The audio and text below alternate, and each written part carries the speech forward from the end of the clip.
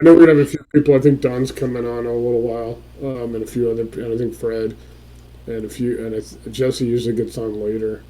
So we have about 6 or 7 people.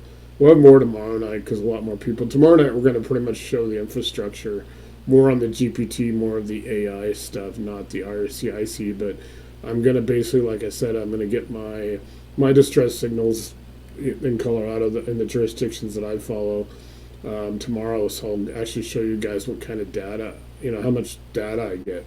I get a lot of data, and then we'll be prepared next Wednesday to actually input it and show you guys how to input it, and that way it can start running the tools that you see in like step 6. You see the tools and the agents. So then how to deploy, how to create your own tools. What kind of tools do you need to do to do whatever you're doing? So real quick, Tanya, I want to introduce you to Curtis. So he's in Nevada, northern Nevada, and does you're just as a tax lien. Do you guys just want to introduce each other to each other? So Tanya's you're at TC still, right, Tanya? I'm Is at that what what? you're? Yeah, I'm at CC. yeah, or TC. I thought you were transaction coordinator. Wasn't that a group I met you in? Um, I think I might have met you in Deal Makers. Oh yeah, you met me in Dealmaker. I've been like 5 groups. Oh yeah, no, I'm not a transaction coordinator. I just No, no, no, no. Somebody else is. Somebody else came in at the same time you were. oh yeah, yeah, yeah. So So but yeah, I'm at Lake of the Ozarks in Missouri. that's And right. That's yeah. And I have not utilized anything that you've shown me so far. So that's why I'm holding myself accountable, putting my feet in the fire, so that I can start doing this. So yeah, and that's what tonight I'm going to show you. I'm going to real quick get into GPT and show everybody because I'm kind of doing this over like 6 or 7 Wednesdays of taking one big section of it at a time. So that way everybody kind of breaks it down and then everybody can implement that during the next week. And so tomorrow night, generally I get my updates. You guys see me post them on Facebook, right? So I get 3 on Monday, I get 4 on Thursday, 3 on Saturday. These are my agents that I deploy, and so I basically the agents I deploy within the prompt bar, and so those agents are like, I deploy them from the AI. You get them, and I showed them last week, and I'll show them again tomorrow night. Normally Thursday night, I'm doing the infrastructure, how the AI works, more in depth that way, so people understand GPT and how that whole. Because ideally, it'd be when people are comfortable after 30, 60, 90 days, help everybody build their own GPT. So you build your whole business around your own GPT. It doesn't cost you a penny to do that with them, but if you do it within ours, at the master one, you can use all the resources that we already have. So it's kind of cool that way. So next week we're going to show then how to take the data because tomorrow night I'll get foreclosure data, eviction data, all that stuff from out of Colorado, obviously, because I'm here. So I'm running my AHJs, my jurisdictions.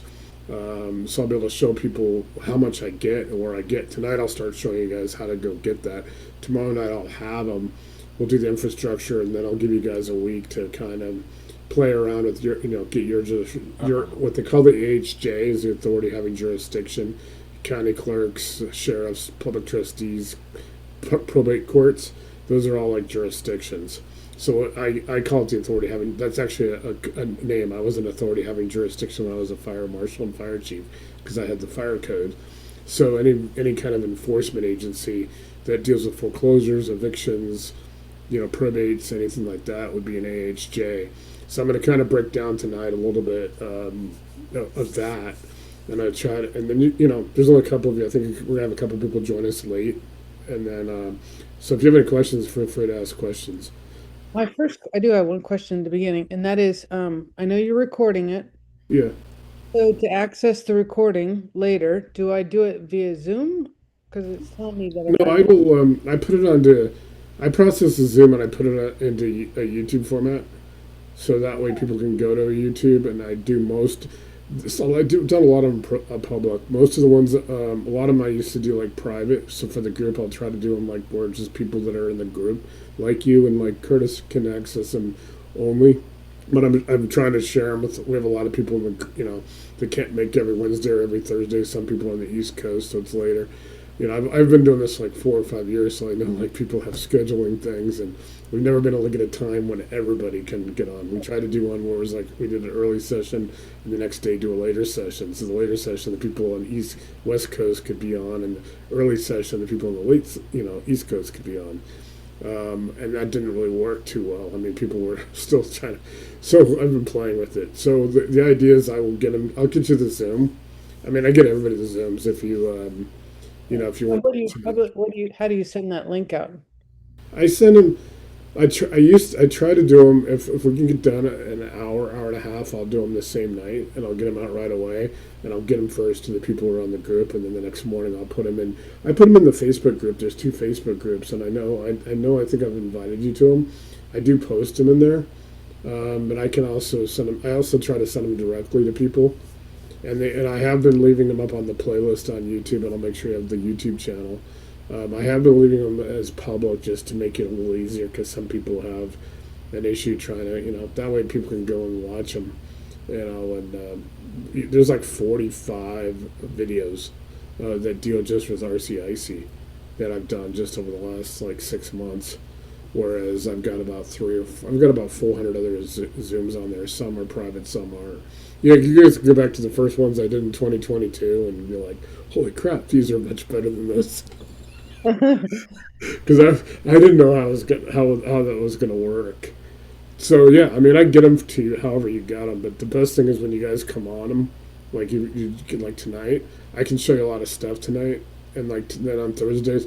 So like I said, what I'm doing is the RCIC stuff pretty much on Wednesdays, because I'm also using Wednesdays to promote it to some people that are they're in the process of wanting to come aboard, and there's so much information about AI, and a lot of it's bad. Like people are out there, oh, it's not accurate, things like that. So I try to like show people, hey, this is how it actually looks. This is how it is. Because RCIC isn't like there's a lot of people out there like selling, oh, we got AI now, but it's still gated. It's controlled. It's like people go get a subscription at Upstream, or I'm not going to name too many of the companies, but if they have AI, it's still going through them. You're not getting your leads directly. Everything at RCIC you get directly to you. They don't come to me. I can't see anything that you're doing, which is a good thing. Nobody can see what you're working on, but there's a thing called the compounding intelligence, and the entire basis of the AI with our GPT, the RCIC GPT that I have. Nobody can see it. Even nobody can train on it. Even on who have GPT themselves, they have to have ours. They have to have my Bitly link that I gave you, that I provide everybody. And so, but then everybody in our organization. So if you and Curtis are on, you guys are doing maybe completely different things, completely different markets, but all of your inputs are collectively helping build intelligence and speed and everything for everybody that's in the group. So the more people we have, the better. And right now we have just under 100 people that are using it, and some people are really self-paced and just fly, and some people, I try to do these where Wednesday I'm doing more of the real estate stuff, and then Thursday I'm really showing more of the AI, the infrastructure, and how the AI actually works. Where to go to build your own GPT, how to connect apps, because there's like some apps like how to connect like Dropbox or Google Forms, Google Docs, Zapier. There's a lot of apps, and I showed that on Thursday night how to go and connect those, because you can make it really powerful. I mean, people can put Spotify on theirs, and you can add music to your stuff. It's kind of cool. There's a lot of apps on there, so we show that on Thursdays. But and then I get my updates on Thursday, so I can show you what I get for. I mean, in El Paso County, Colorado, which is Colorado Springs, there were 84 foreclosure filings in November. I'm going to run this week probably the ones for December. And nationally, in October, we had just under 31,000 foreclosures nationally, and in November, 35,000. And the organization that I get those figures from, they're actually late. They were supposed to have their December out last week. So it may be late because of the holidays, but we should be somewhere around 35,000 national foreclosures. The only thing that I'm explaining, like last week I explained the agents, which is on the video from last week, the only thing that's stopping us from being able to get all 35,000 foreclosures to us directly, like literally if tomorrow morning in like 4 counties in Colorado, they'll release their NEDs, their notice of election demand for foreclosures, like at 8:30 tomorrow. I literally will have them by 9 o'clock in the morning. So those are public filings that are filed right now. Those prop tech companies and those list sellers won't see them for 30 to 45 days or longer. They're controlled and gated, means it goes through them. People sign up with those companies paying 500-600 bucks a month to get them, and they're gated and controlled and sold again. And so people get them that way. Whereas here, if you're an RCIC and you want those, you set up those agents. If you're working, your area on Lake of the Ozarks, you're looking in your different markets, you can get all that information to you like literally the minutes after they become public records. So in some cases, you have 90 to 100 days. In Colorado, you have 110 days to work for a foreclosure before it's sold at the auction. So they're giving the people 110 days to work it out with their mortgage company. And so you've got 110 days to try to make a deal. And you get Nate? so Yeah, it was just along this subject, the AHJs, the what I'm finding, and I've been exploring a number of different counties. I spoke with Bill yeah, during the week, and he was having a hard time getting a hold of the foreclosure information. I think it's Monterey County or one of those counties over there. But I'm finding California is very difficult, where Nevada is more lenient. There's more information. But yeah, either case, it's not an automatic process. In order to get the information from the AHJ into RCIC, there's a manual process, and that's as far as I got. It's going to be very tedious and very time consuming, and it could actually be rather expensive because, like in California, you have to purchase each document in order for that to be visible.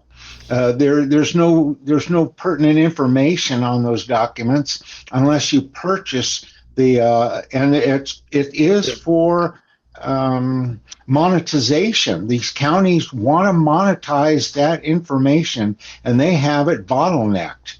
So I'm working on that solution. I think I should have it. okay. A solution at least. The idea is you should be able, because it's called a list pendant.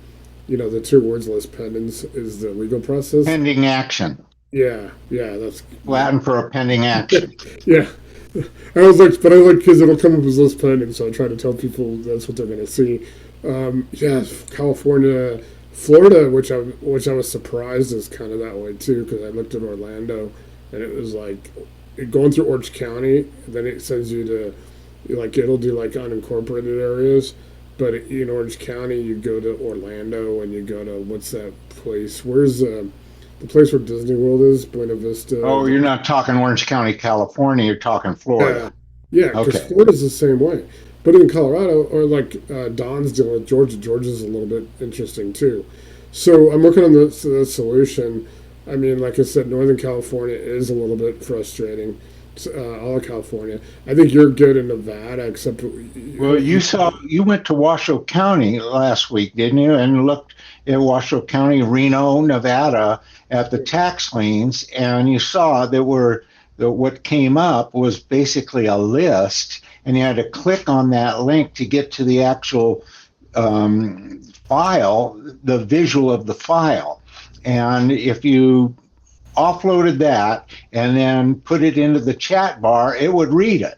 It would read that tax lien. It was perfect. And it went into my buy box, and it analyzed it just the way I would.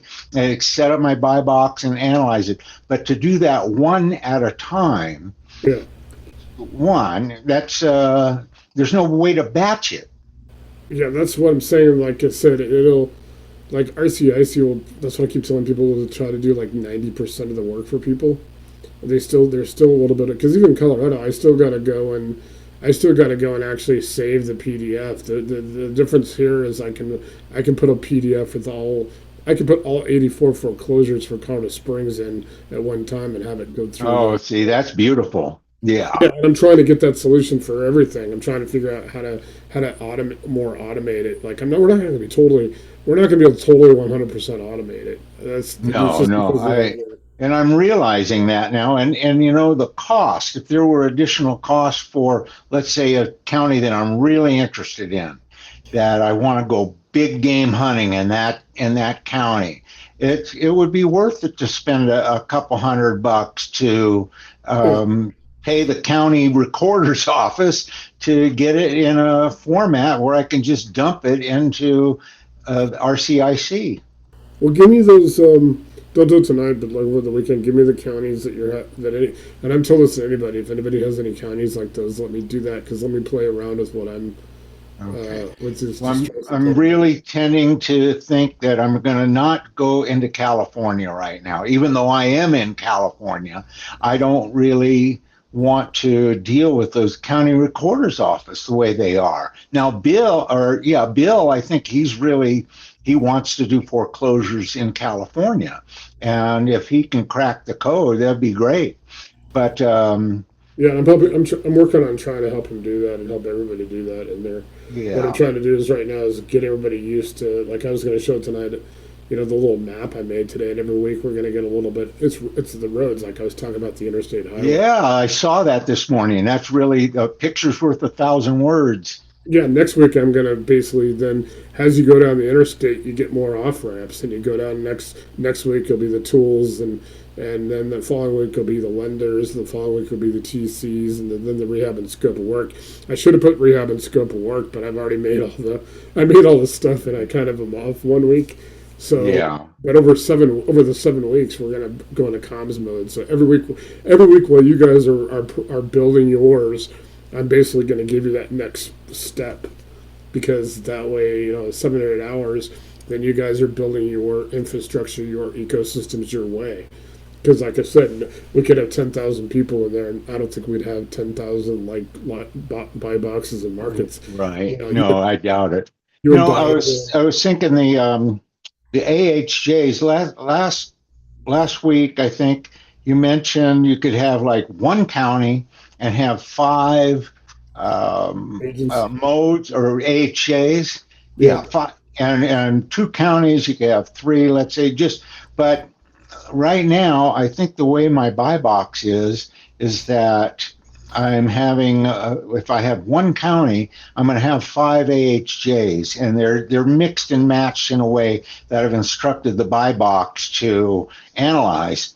So I'm not really looking at a lot of counties. What I'm looking at is I'm exploring different counties to see, let's say, different counties in Nevada, where Pershing County is way out in the sticks. And if any county is going to be like back in the 1800s, it's going to be that one. So I tried to get in that one, and it's just see the softest target at this point, where I can get the most data in a dump. That would be all the AHJs that I don't have these firewalls to deal with. yeah, and that's what you said. Everybody builds on what is available. Low hanging fruit. Build your ecosystem while you're learning it, while you're training it, while it's becoming predictive. You're working in the easier ones. Well, then you can give me the feedback on the more difficult ones, and we can kind of try to come up with the solutions for it because some of it can be a little bit automated in a different way. Where then starting to use Dropbox and Zapier and stuff like that. They have free versions too. Because I was looking at Zapier, they give you I like could not get Zapier in I tried, after you mentioned it, I tried to get it into Chat GPT, and I could not get it in there. It's we're not. working on your one-on-one. We'll do that because I'll play with Okay. Okay. putting mine in Sounds good. Sunday. Well, Because I'm kind of booked out. I mean, we'll try to do a session tomorrow or something. And I'll see. Because I'm going to do Sunday since my team plays on Saturday, so okay. yeah, Okay. that's the only I'm reason I'm trying busy not to do Saturday it. anyway. Yeah, we've got my Broncos. Yes. Yes, I noticed. How'd they do? Yeah, I don't know. They play on Saturday, so we'll see how they do. So I'll show you guys tonight what we're going to work on. But no, I mean, like I said, we'll do your one-on-one, and we'll look at. Maybe we may be able to do Zapier tomorrow. I'll try to look at it and Okay. see, because I know that's. I got to see what the hang up on that, is because everything what I tell everybody, and this goes for you too, Tanya. It's like if you guys get a hang up anywhere, it's just like send that to me, like you just did earlier this week, Curtis. Take a screenshot or use your mouse or your finger if you use a finger on the pad, and just send me the copy and paste, and I can put it. I usually just enter it directly, and I come up with Yeah. a solution. Okay. I'm learning stuff about it too, and trying to get to these firewalls sucks. Like I was explaining, I've got two counties in Colorado right next to each other. Boulder, obviously super technologically advanced, University of Colorado. All the research labs are there. Everything's there. Broomfield County right next to it sucks. It has no, and it's a Yeah. brand new. It just became a brand new county. It was almost a city. They became a city and county, and it's weird dealing with them because they're behind the eight ball. I mean, literally, it's like almost Hmm. manual mode, and that we can't. There's things we can't do. We can't do anything about vendors, so we have to figure out how the vendors, because vendors could be different. You could have 7 or 8 counties all next to each other. Oh yeah, they're going to all be all over the map to So do business. that's why I tell everybody really the first 30 days is you learn your AHJs, you learn what the difficulties are, report back to me what the difficulties are, and we'll come up with a solution because there's a solution. We've worked. I mean, I think back in August, the first person that onboarded was Willie Ingram, and it took us 3 or 4 days, probably 7 or 8 times finally to get the onboarding figured out, to get the Bitly link. It was too. I mean, it was like because I'm in the process now, right? We have a lot of people, but we have a smaller group. If we start onboarding a lot of people, like I eventually want to. I don't want to be like full time 24/7 tech support.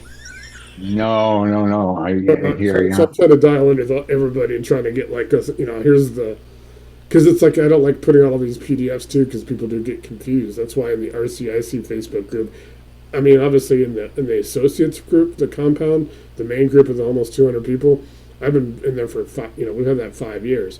I've got almost 200 things. I was adding stuff, uploading as I saved it. Now with the RCIC stuff, I'm being a lot more careful on what I use to describe it, and not putting everything in there. Everything's pertinent. If I update something, I'm deleting the old version, and I put it. No, the part of the onboarding is PDF 2, and it really threw me for a loop because I don't know what to do with that PDF 2, if anything. And that's what we'll do on your one-on-one. We'll go through. Okay, we'll do that too. So Okay, I'll show you what the. I will just step back and be quiet now and let you No, take no, the no, reins. dude, I appreciate that. I need the feedback because it's like I'm trying to make it so it's like because I tell everybody, it's 30 days really is how it's going to become predictive. When it's fully trained and then it starts thinking like you, thinking faster than you, and you do 90% of your business. It's not going to do everything. There still is going to be some manual, a little bit of manual, but I mean, if people can get down to a couple hours a week instead of 30, 40 hours a week, they get their life back. They can actually go and enjoy their real estate stuff, what they're doing. And, Yeah. there's so much stuff. I mean, literally with scratching the surface. But yeah, I'll kind of show you guys really quick, kind of what I prepared today. And then like tomorrow I'll have my distress intelligence, and then I'll show you guys what that is. And then next week, over the next week, we're going to try to get everybody getting theirs. So next Wednesday, we can actually show people how to use tools, which is another step in the onboarding process of and everybody will have their own tools because not everybody's doing the same things. People, if daisy chain detector and pulling comps and how to do, because people don't really need to do skip tracing. They can, it's in the files. The attorneys for the mortgage companies and the lien holders have to put all that information that you need anyway because they have to show service. They have to show proof of service since they served them legally. They have to, so you get all that data, you get their phone numbers, you get their email addresses, you get all that contact information, and that's why I said. So we get it down to about, like I said, I estimate about 90% of the work can be done for people by the having the AI do it, and then a little bit's the oversight is tightening things up. The buy box is where the accuracy is. Being as Yeah. detailed and putting as much information in the buy box is really what is where the accuracy is. Because I saw so many people out there, it's not accurate. They don't because they've never been on it. They don't know how to get it accurate. Because nobody's ever going to get a bad deal once it's predictive. I've kind of learned that. People may not want to do the deal at the time or something, but nobody's going to get a deal that doesn't work for them. Those 84 foreclosures in El Paso County, your buy box may get it down to 9. And it's 9 deals that you want to do, and it meets all your criteria. The rest of the deals you can just, they're either wholesale them or leave them. Nobody's paying extra for them. Nobody's out there paying, Deal Machine or Upstream $599 a month. You look at like, because you look at Dropbox, I'm paying $12.99. My Zapier will be $19.95 a month, and I'm paying $60 with me and Jesse for our GPT because we have to have 2 people on it. It's $30 to have that business plan, the business plan for it, and so I'm paying probably $100 a month. That's it, really, all together with everything that I have. How much? About $100 a month. Okay, that's very reasonable. Yeah, to do what I'm doing now. Yeah. Which allows me to keep that price down. Right. Which is awesome because people were like, "You should charge more." I said, "Right now, it's like I'm good." Because I don't also, I had somebody who knows what they're doing tell me, "Oh, you should sell this for $5,000." Once I got it where I can just don't have to be tech support. Yeah. Because somebody spends $5,000, that's a little different story if they get a hang up. Like, "Oh, I spent $5,000." And I don't know. I see people all the time. Excellent point. Yeah. Yeah. Because it's reasonable. Because it's really good. Let me kind of show you guys what I was going to work on today. I don't know, Tanya, if you want to check out, show you guys some stuff on this. Tanya, is that Lake of the Ozarks behind you? When you're virtual. No, that's it. I'm just curious if that picture behind. I forgot that I had my audio off. I was eating my dinner, so I didn't We're all chill. We've done worse things at least. Yeah, no, it's really beautiful here.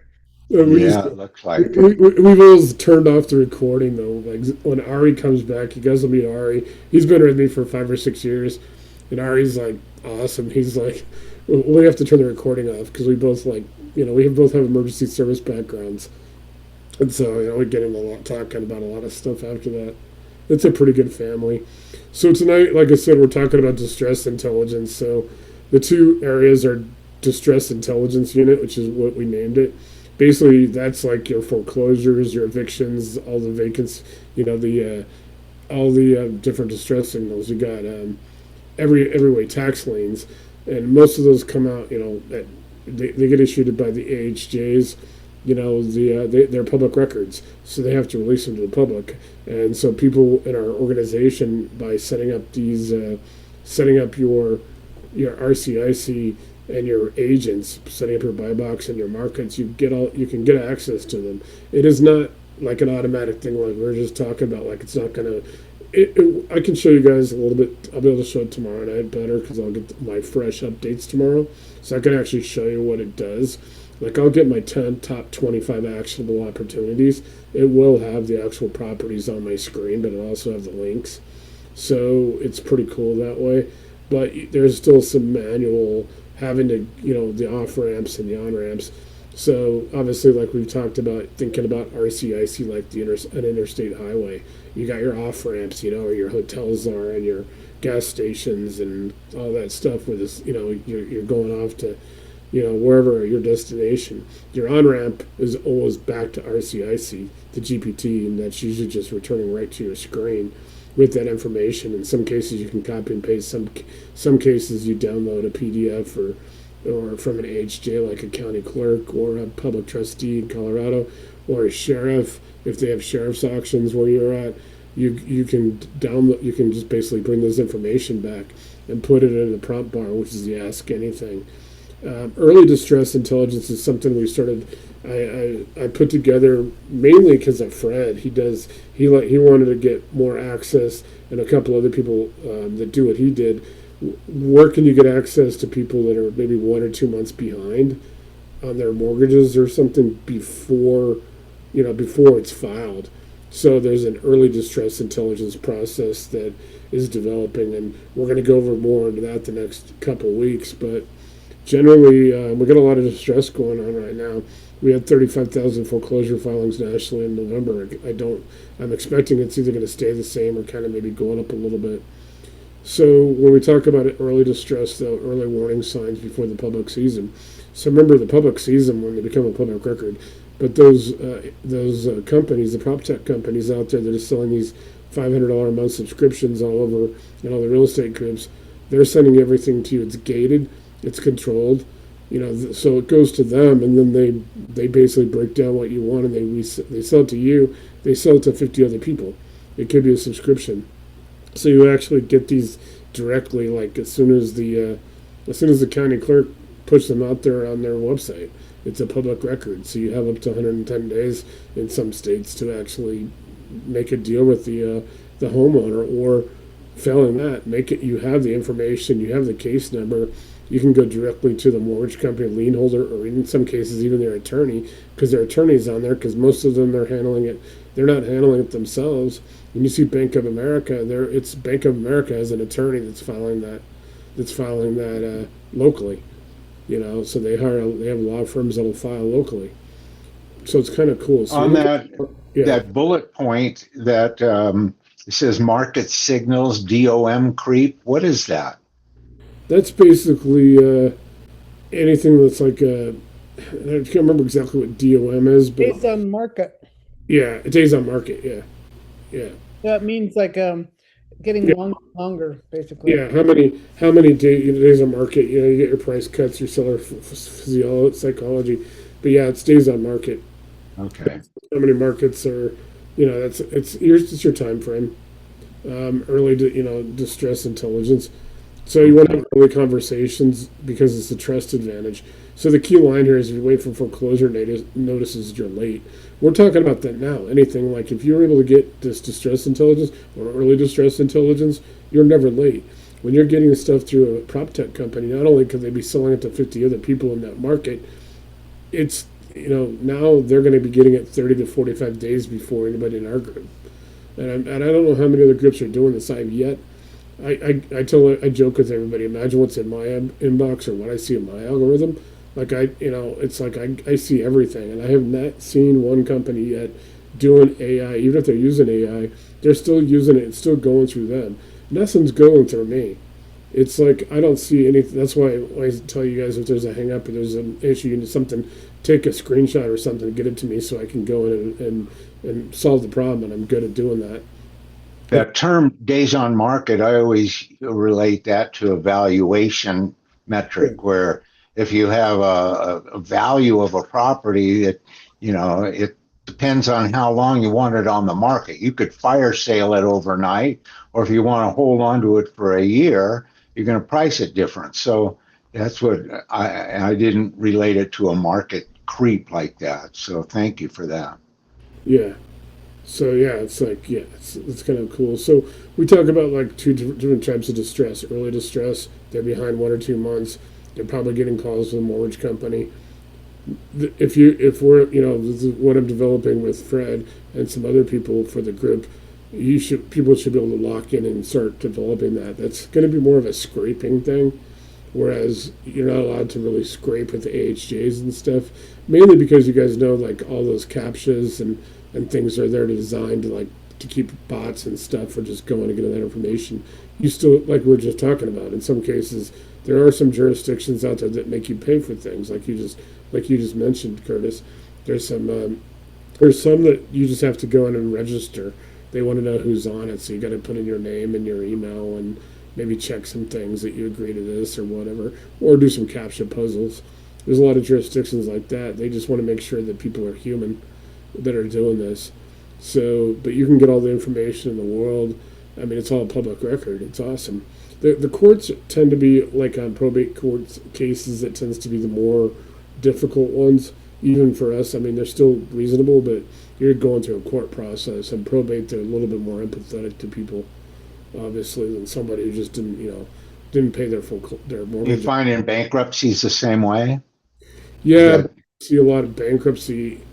I see, because I think a lot of because bankruptcies, there's a lot of, and I got to talk to a bankruptcy attorney about this, because it's a lot of, like I've heard there's a guy in Denver named Tom Martino. He's been doing it for 45 years. Like, he has a troubleshooter show, He's on the radio. He's like a consumer advocate. He used to be on TV and all that.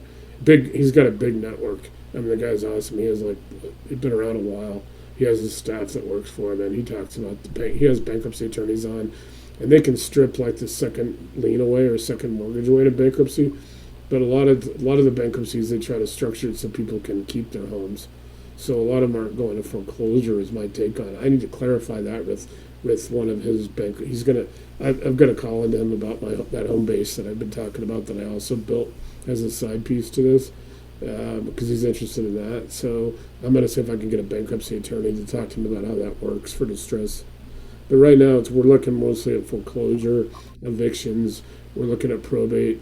We're looking at the overbid and surplus, and obviously tax liens are pretty much the top, really the areas. I mean, there's obviously nuisance properties and utility cutoffs, but a lot of people, they're usually not going to lose their home over a utility cutoff. And there's some laws that change. I think they're not allowed to turn like heat and stuff off in like the winter, or if they've got children or something like that. There's some laws with that I've heard. So I'll try to research that before I go into this. So I'm gonna try to scroll down a little bit, because this actually came out to be quite a lot. When I was doing this morning, it came out to be quite a lot of information. You guys got to see that a lot of this is putting together the visuals. So you can see in here where I'm putting together visuals, right side, left side. So when you guys see those things that I'm posting on Facebook, this is where, and you guys will do this if you ever do visuals. What I've done is, you guys look on the left side of my sidebar, I got image generation request. I made a separate chat where I just go into my images, because I have it generate a prompt here for that image, and I go over here and have it do the image. That way I don't get them all tied up, so I can still keep working. That way it doesn't really clutter.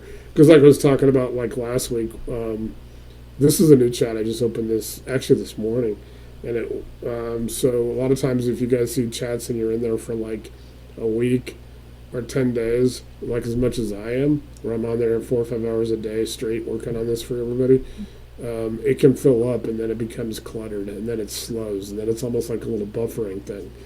I don't expect to see that happen tonight, because this is a brand new chat. I'm going to highlight some of these areas, because some of this you guys will see there's a PDF that I did today. I didn't do the PDF yet, I did the Word document.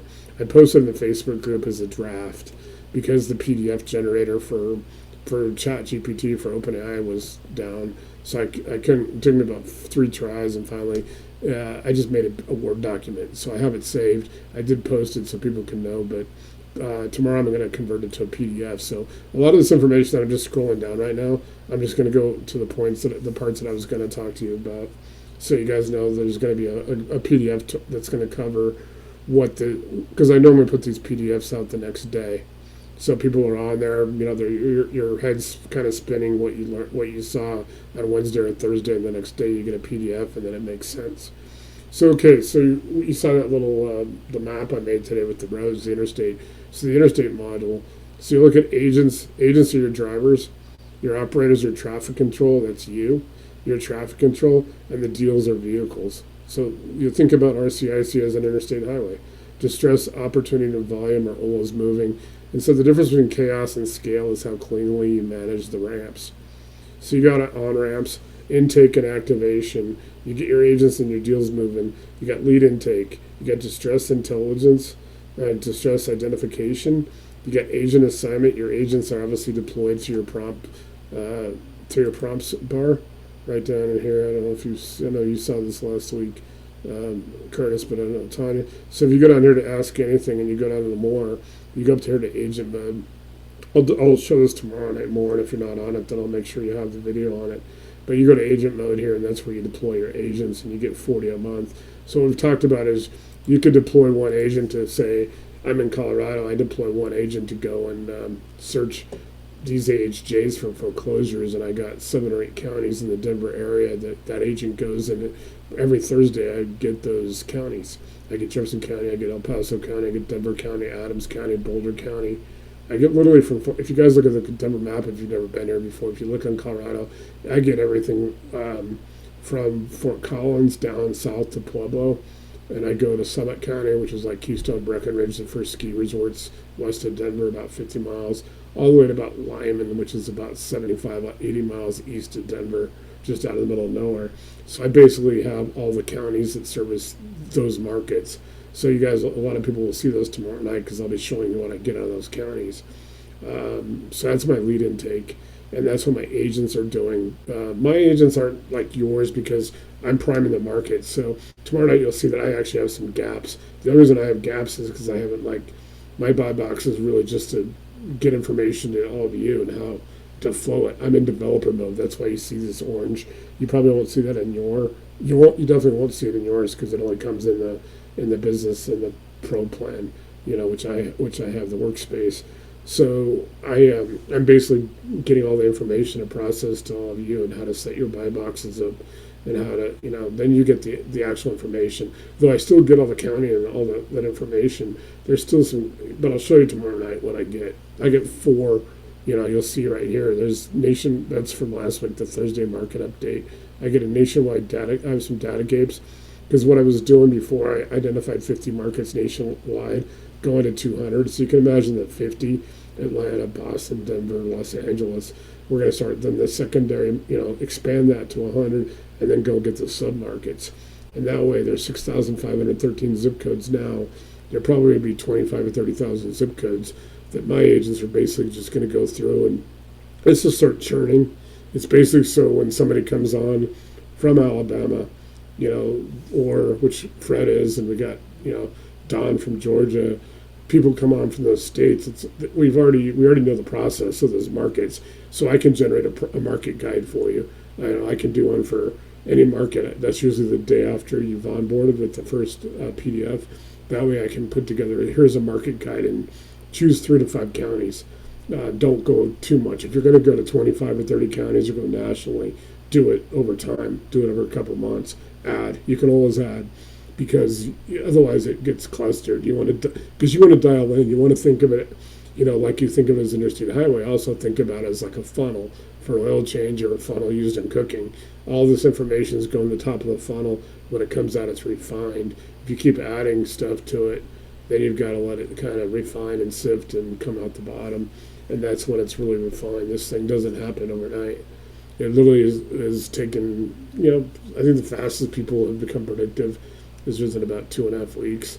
But usually it's about 30 days of having to do a couple sessions, your own sessions a week, and putting the PDF 1, PDF 2. And I'm trying not to do other ones unless they're, where you have to enter anything. They're mostly guides on what to do once you've actually got all the, you got because there's one that deals with the cockpit and CRM and Vault. And you pretty much, it's a lot easier to have Dropbox, Zapier, and, you can set up, you could totally go with Google Forms and Google Docs and Google Drive, 100% free, but it's like being in manual mode. Whereas you get Zapier and Airtable and use Dropbox. Dropbox pretty much for all your physical forms, your PDFs, your Words and all that, Word documents. You can save them in Dropbox. It actually helps you organize it. And it helps you create a shortcut so you can put information in there.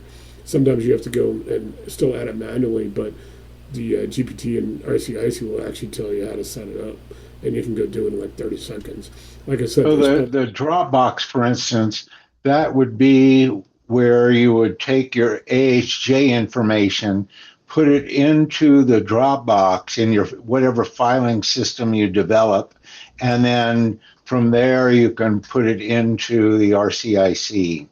Yeah. Is that right? Yeah, and once you put it in Dropbox, if you connect Dropbox, because you'll see that in apps. Let me go back to this real quick. And that's the same for the Airtable, if that's something that... Yeah, Airtable does a lot of, you can, once you have that, then you use Dropbox as kind of your, kind of your backup, but still a lot of the hard documents. Because you can get hard documents, you go in anywhere, you bring them in, you're going to import them in there, you can save them in Dropbox. Gotcha. Okay. Yeah, so then let's say, for instance, you had a little calculator to do, to analyze, let's say, a multifamily unit purchase, and what price to pay. Have a little calculator built on Excel.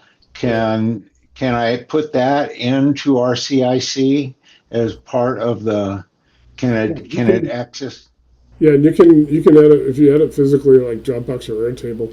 What I do is like if you see something out there that is like a web based or something, or you can copy and paste it, like run over it. I've done that with several, because I have calculators too, and I have a lot of PDF like calculators that I've saved over the years I've gotten through courses or things that I've taken, where I've got them saved and I can go enter them in there and it'll actually remember the calculators.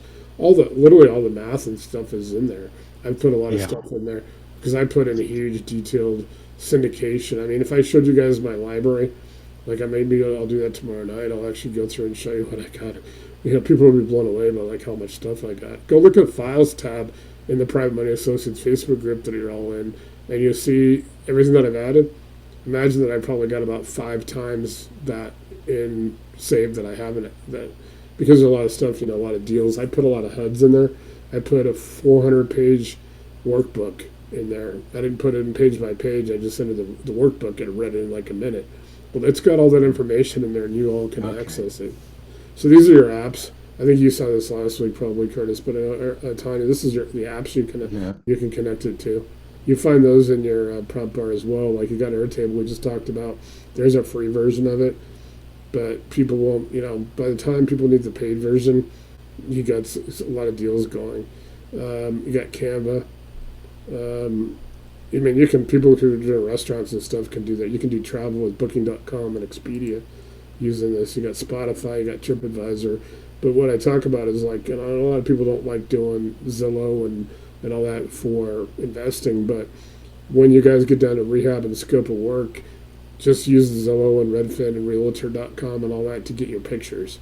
Because you could go download the pictures off those, if you find the property. Every property still has all its previous listings. You can go find all the pictures of it, like I said, there's still a little bit of manual work, but imagine if you get 25 or 30 pictures off of a property that you're looking to acquire, you enter them into the rehab and scope of work, which we'll go over through in a couple of weeks. It'll actually help you put your rehab together. It'll help you do comps. It'll help you actually price stuff.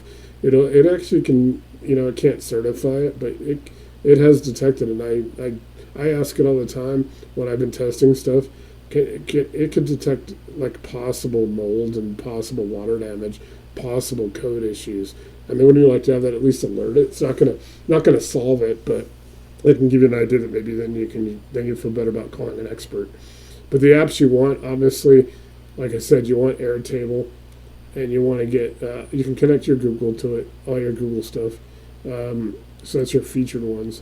So, and they do have Adobe Photoshop now, which they've added, which you can it's actually free. They have a version of it for free, so it's cool, because that's really a pricey outside of this. But Airtable is good. Then you obviously Canva if you want to do some of your marketing stuff. But it's starting to do a lot of stuff in the GPT. You can make pictures and stuff now. But you've also got like Google Calendar. You got your Google Contacts. You can connect your Google Drive. You can go high level. People and there's a CRM there if you want to do it. But the other thing is like Airtable and what you can do, and we'll go over in tools next week. You can actually do your own CRM and all that stuff. But if you want to connect high level for those people that already use it, I've had people ask me all the time about it, and they're like, cool. They got TurboTax and Credit Karma and Mailchimp. So if you're doing a lot of mailing, you can use Mailchimp. You can connect all these apps. They got Netlify. So Netlify is a good way to also help you build a website. Nate, Yeah. can you just explain like what does that mean when you connect these apps? That means that it's fully integrated, or Yeah.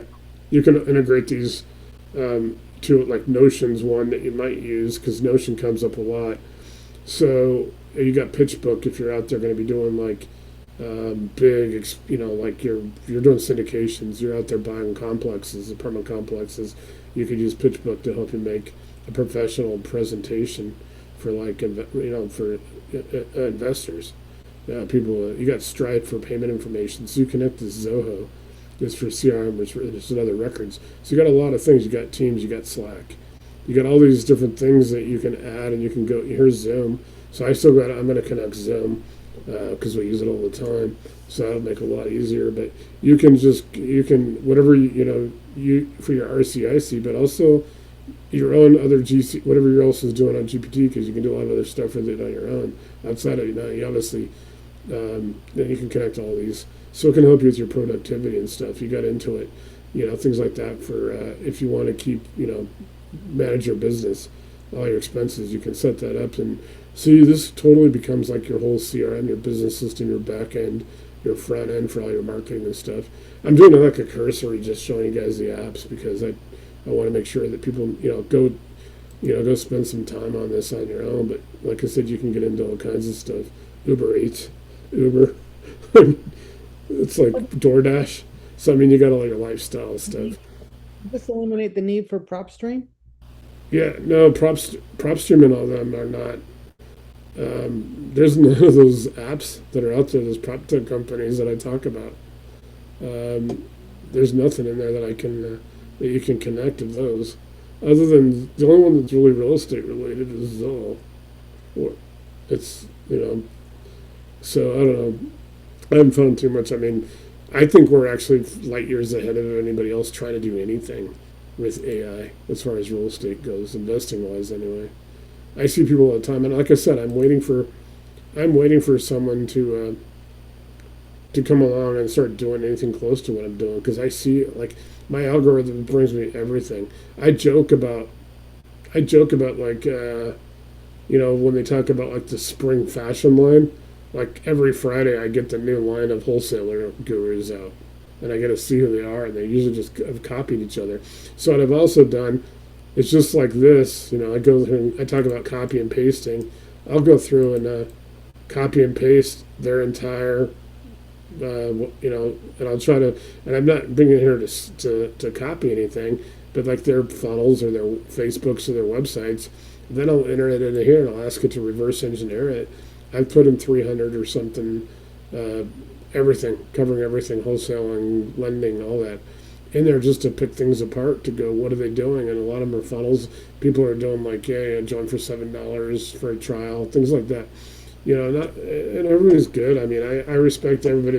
There's a lot of good people out there, but people are charging $599 a month for what people can get now through what I'm showing you guys now on your own with your own what you've already got through me. You can actually connect and bring all that information into you. You don't have to get it filtered. It doesn't go through PropStream or Deal Machine where it's filtered, or you get everything raw. You set up your buy box. You can change it any second. If tonight all of a sudden you decide you want to pursue an RV park, you don't know anything about RV parks, you can ask it teach you how to do the RV parks, how to evaluate an RV park, and it'll guide you through that process. It'll help you, and it'll help you. It's awesome that way. So you guys can change on the fly to any market, and you can change your buy box on the fly. You can do anything pretty much as far as this without having to go through or pay extra to anybody. If I tell people, stay in these Facebook groups that people are in for networking and stuff. But you can do any asset class. Like I said, if somebody wanted to do assisted living, I kind of joke with people, hey, Fred, what's going on? Hey, how's it going? Pretty good, man. Just kind of showing Tanya and Curtis a few things.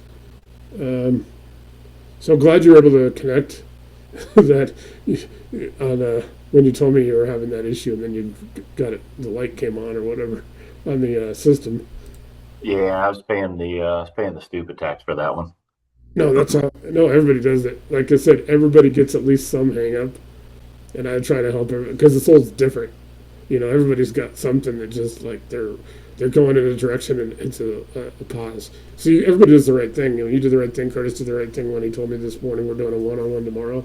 Anything that kind of gets a hang up, just let me know, and we can work on it. Yeah, we'll do. No, it's going good now. Getting it synced up with REI Black Book and everything else, and it seems like it's getting dialed in pretty well. Yeah. So tonight, I'm kind of showing a little bit on distress intelligence, and I did put in that EDI. We already kind of had it in there for doing early detection, like you were talking about, getting the people with the 1 to 2 months or the lates. And so we just kind of formally gave it a name and a process. So tomorrow at about 4 o'clock my time, somewhere between 3:30 and 4 o'clock my time, I will get 4 updates. I actually can show them what, like this top 25 actionable opportunities in my chat. I also got this Thursday market update. I get my nationwide. I get top foreclosure opportunities, and I get one for my Colorado markets. So tomorrow I'll be able to show you guys how all that data reads, because it's all fresh data that I'll get. I'll show you how the on ramps and off ramps that I'm using, and you can apply them to how you work. And then tomorrow night we're going to go into more infrastructure, the GPT, the AI side. Next Wednesday we're going to do it. The next session will be on the actual tools of, and then the following week we'll do lender ops and capital funding, and then the following week we'll do transaction coordination. Then we're going to do a whole night of rehab and scope of work, and then we're going to do a comms mode. And that way, by that time, everybody should be fully predictable, fully predictive intelligence on all their systems on place. Like I said, it generally takes about 30 days to become fully predictive, which is awesome. I mean, it's a little everybody has a little, because it's like the AI is something that's new to people, and there's so many people that get some bad information out there because I think the people that are given it have never actually been on it.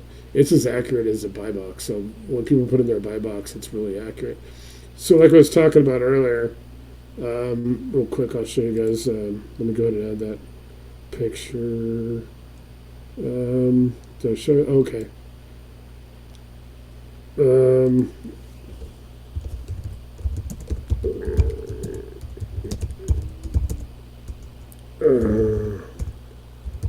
So you guys saw this. It won't blow it up, I don't think, to where it's really seizable using this visual of the interstate. So I don't know if you guys will see the visual when it blows up, but so if you guys, I did post it. It's actually on my header now. If you guys see it on my Facebook page, there you go. And I know it's not that big, but if you guys think about RCIC has an interstate highway, like I mentioned, this kind of explains it. Everybody on the left is like normal deal flow, every real estate investor. As you guys start taking these off ramps, the first set you're going to reach are your AHJs, getting your foreclosures, you're getting all your tax liens, all your probate courts, all your evictions. You guys start moving over to the right. Nate, your screen's not changing. I don't see that visual that you're talking about. Yeah, let me get out real quick and then I'll reshare. Let me do that because I think when I came back from showing those apps. Okay, there it is. See that now? Okay. So yeah, and I know it's a little bit smaller to see that, so I'll explain it. Like I said, this is so as you guys see, you start moving to the right. You go to your AHJs, your off ramps, or your courts and your county clerks and your sheriffs and all that. And you start going, it's like almost getting your own HOA, your own private road eventually. And so you guys start seeing that. So the off ramps, like I talk about, are just like on interstate highway. Your on ramps are basically just having to go back to the screen, your GPT screen, your RCIC. You can, a lot of times you just navigate back to it. Every week we're going to have a different one of these maps where the roads are going to be like right now. You're on our AHJ level. Next week we'll be on tools and how to actually determine, ARV, how to use the RCIC to pull comps and do some other tools. So you guys can build your toolboxes because a lot of toolboxes. There's, all three. None of the three of you should all have the same toolboxes because you're maybe not doing the same things. If somebody's doing tax liens, they're not doing, rental properties. They don't need the tools for rental properties, but you can add them anytime. So I put in like 600 something tools. Not everybody's going to need them all, and you can build different toolboxes. So if you're doing 2 or 3 things, like say Curtis, you're doing your tax liens, but you also like foreclosures. Your tax lien toolbox might be a bunch of stuff that's in your system that basically is for tax liens. Well, if you're doing rental properties or foreclosures or something, you're going to have different tools. You're going to have different things that you can deploy. You can deploy them as agents, or you can do them manually. And so you can have as many toolboxes as you want. If somebody's lending, they're going to have lending toolboxes, which may be a way to check on people, like kind of like a quasi, kind of like a background check, things like that. How to, a lot of the different tools that a lender might look at. So we'll look at that, and then obviously the next one will be lender ops. We'll go into another one. So you guys keep going down the interstate, and it's like it's like driving it's like taking a cross country trip. You get all these different off ramps, and you go to all these destinations, and you think about where you go to the hotels and the gas stations and all the different the tourist stops and stuff. So that's kind of the way I came up with explaining it. Rather than having to have the AI come up with terminology, I just created it. It said off ramp and on ramp. It's easy to explain. So right now, like I said, we're talking AHJs, authority having jurisdiction, and those are going to be, everybody's, not everybody's doing the five main ones of foreclosures, evictions, there's surplus and overbid, tax liens, probate. Those are really the five. There's also nuisance. There's some other ways to get them, and we're talking about doing it early. There's different steps to getting early detection of getting people that are late. Sometimes that's more of a scraping thing, rather than being able to definitely go and access public records. And tomorrow night I'll be able to show you public records. It's kind of cool. So it's explaining like normal deal flow is most real estate activity lives on the main highway. Listings, your acquisitions, your refis, all your standard timelines. Deals move fast. Everyone assumes it's all green lights. It's not all green lights. And everything that you guys are going to see in some of the tools that I put in is all like a stop light. It's a stoplight. It's red, yellow, and green. If you're getting all greens, you're good. If you get some yellows, it's caution. You got to fix some things. Slow down. You might have to. If you get reds, it's probably going to be a no deal, or you're going to have to do a lot of major work on it. So we put a lot of stuff in there, like lender matching. When we get into lenders, I'll explain lender matching. We put an algorithm in. So with those 19,000, there's about 5,000 contacts at lenders. There's another, family offices, hedge fund, pension funds, endowment funds. Total of 19,000 people. A lot of people in the group aren't going to need the pension and endowment funds. When we get to that lender ops night, I'll explain that more. But what happens is there's a scoring system that says you go through the whole process as your tools, and you got a foreclosure or rental property or something, and it goes to lender match.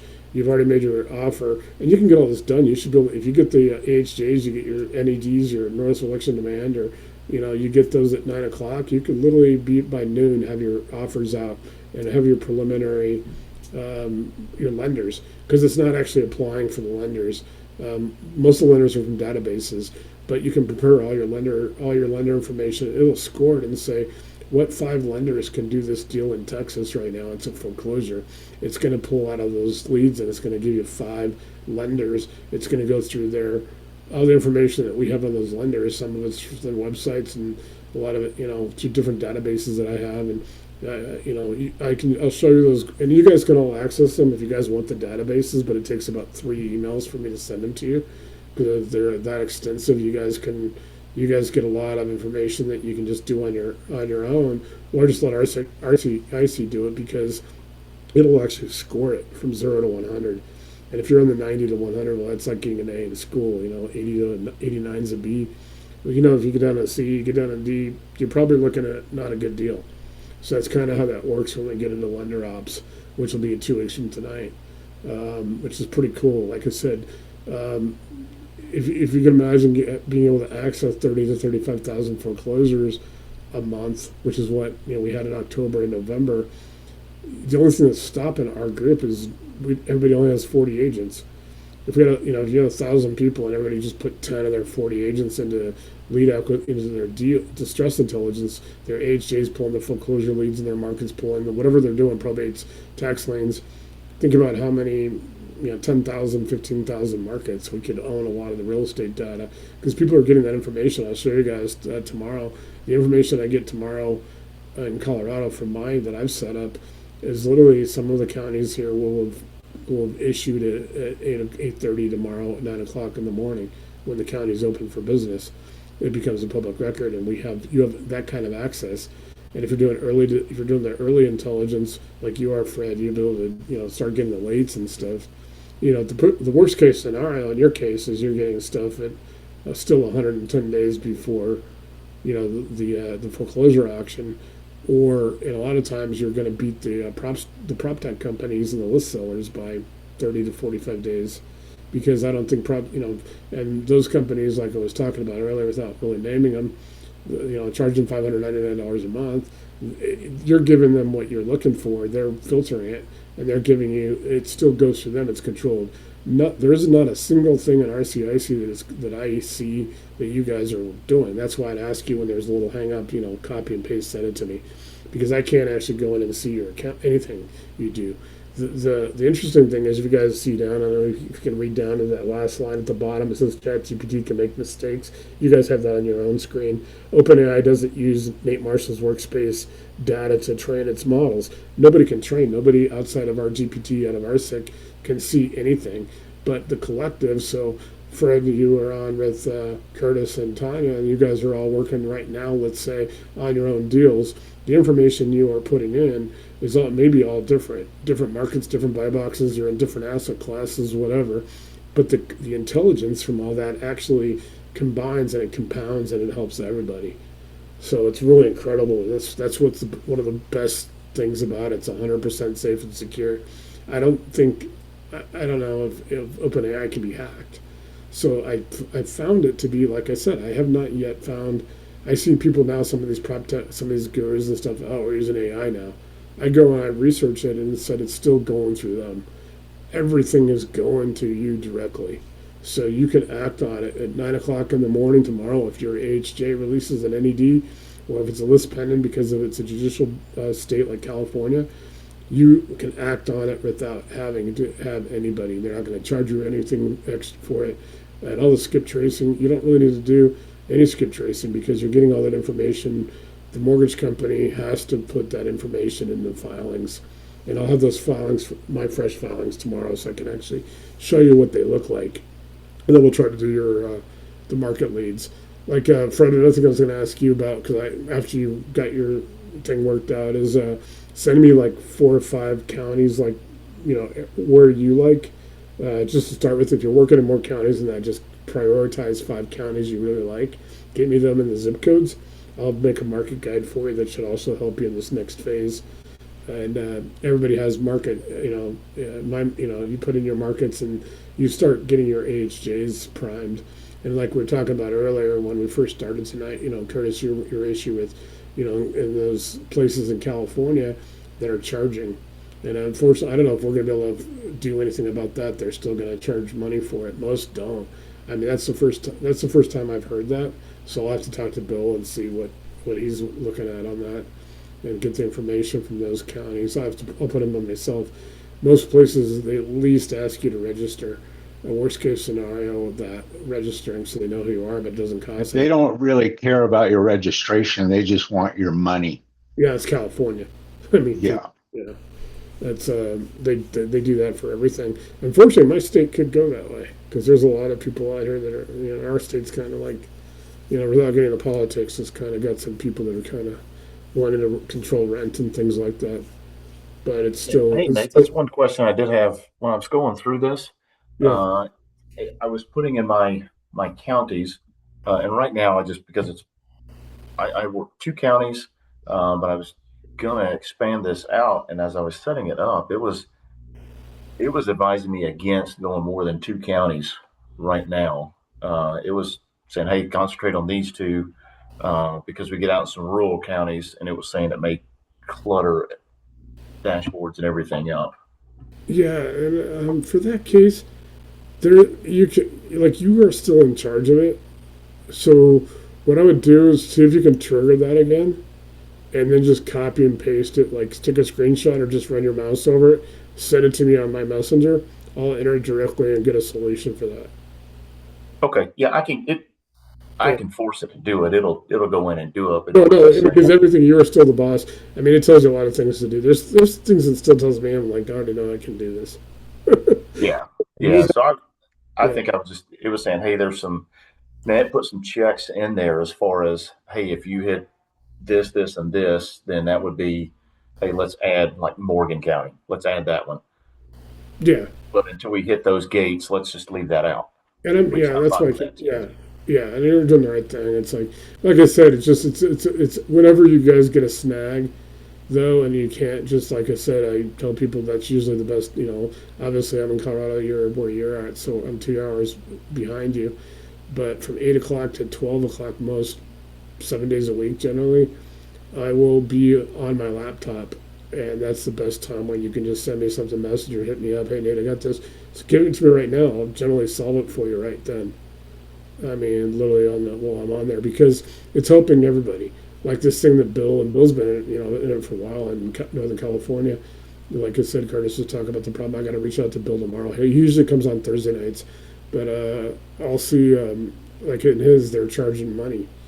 Some of the counties in northern Colorado, California, maybe other counties. Well, some like Nevada's easy. Colorado is easy. It's a public trustee. You can, I mean, you don't have to go through any courts. The only time I ever have to see a court, I'm not really. I mean, I program it. I put everything in to get evictions, just so I can help guide people. But probate courts are the only ones here that I have that I see it more of a time-consuming issue. And there's enough out there that people can get all the low-hanging fruit from, 2 or 3 of the market signals, the distress signal, foreclosure. You can get tax liens pretty good. Surplus and overbid is a different process altogether. We're going to go over it. That's going to be the capstone at the end of these 7 weeks. We'll do surplus and overbid. But like I said, foreclosures in most states are like low-hanging fruit in this. And if you get the early intelligence like you like, I mean, like I said, your worst case scenario, you're just still getting them. If you had to get them as a public record and they get made public, you still got most like 100 days in most cases to work with the people. You're still almost 30 to 45 days ahead of Upstream, Deal Machine, and all them, and they still get gated and sold. They get oversold. I don't know how many people buy those properties. And I started as a private money broker for the first really 5 years I was in this. That's all I did was broker private money. But most of everything I learned was just over the process of just wanting to help more people, because I was trained and doing like single family and Koga. It was a 4-day class, but they also gave us a list of lenders and they encouraged us to we brokered for Lending One and Lima One and Vizio.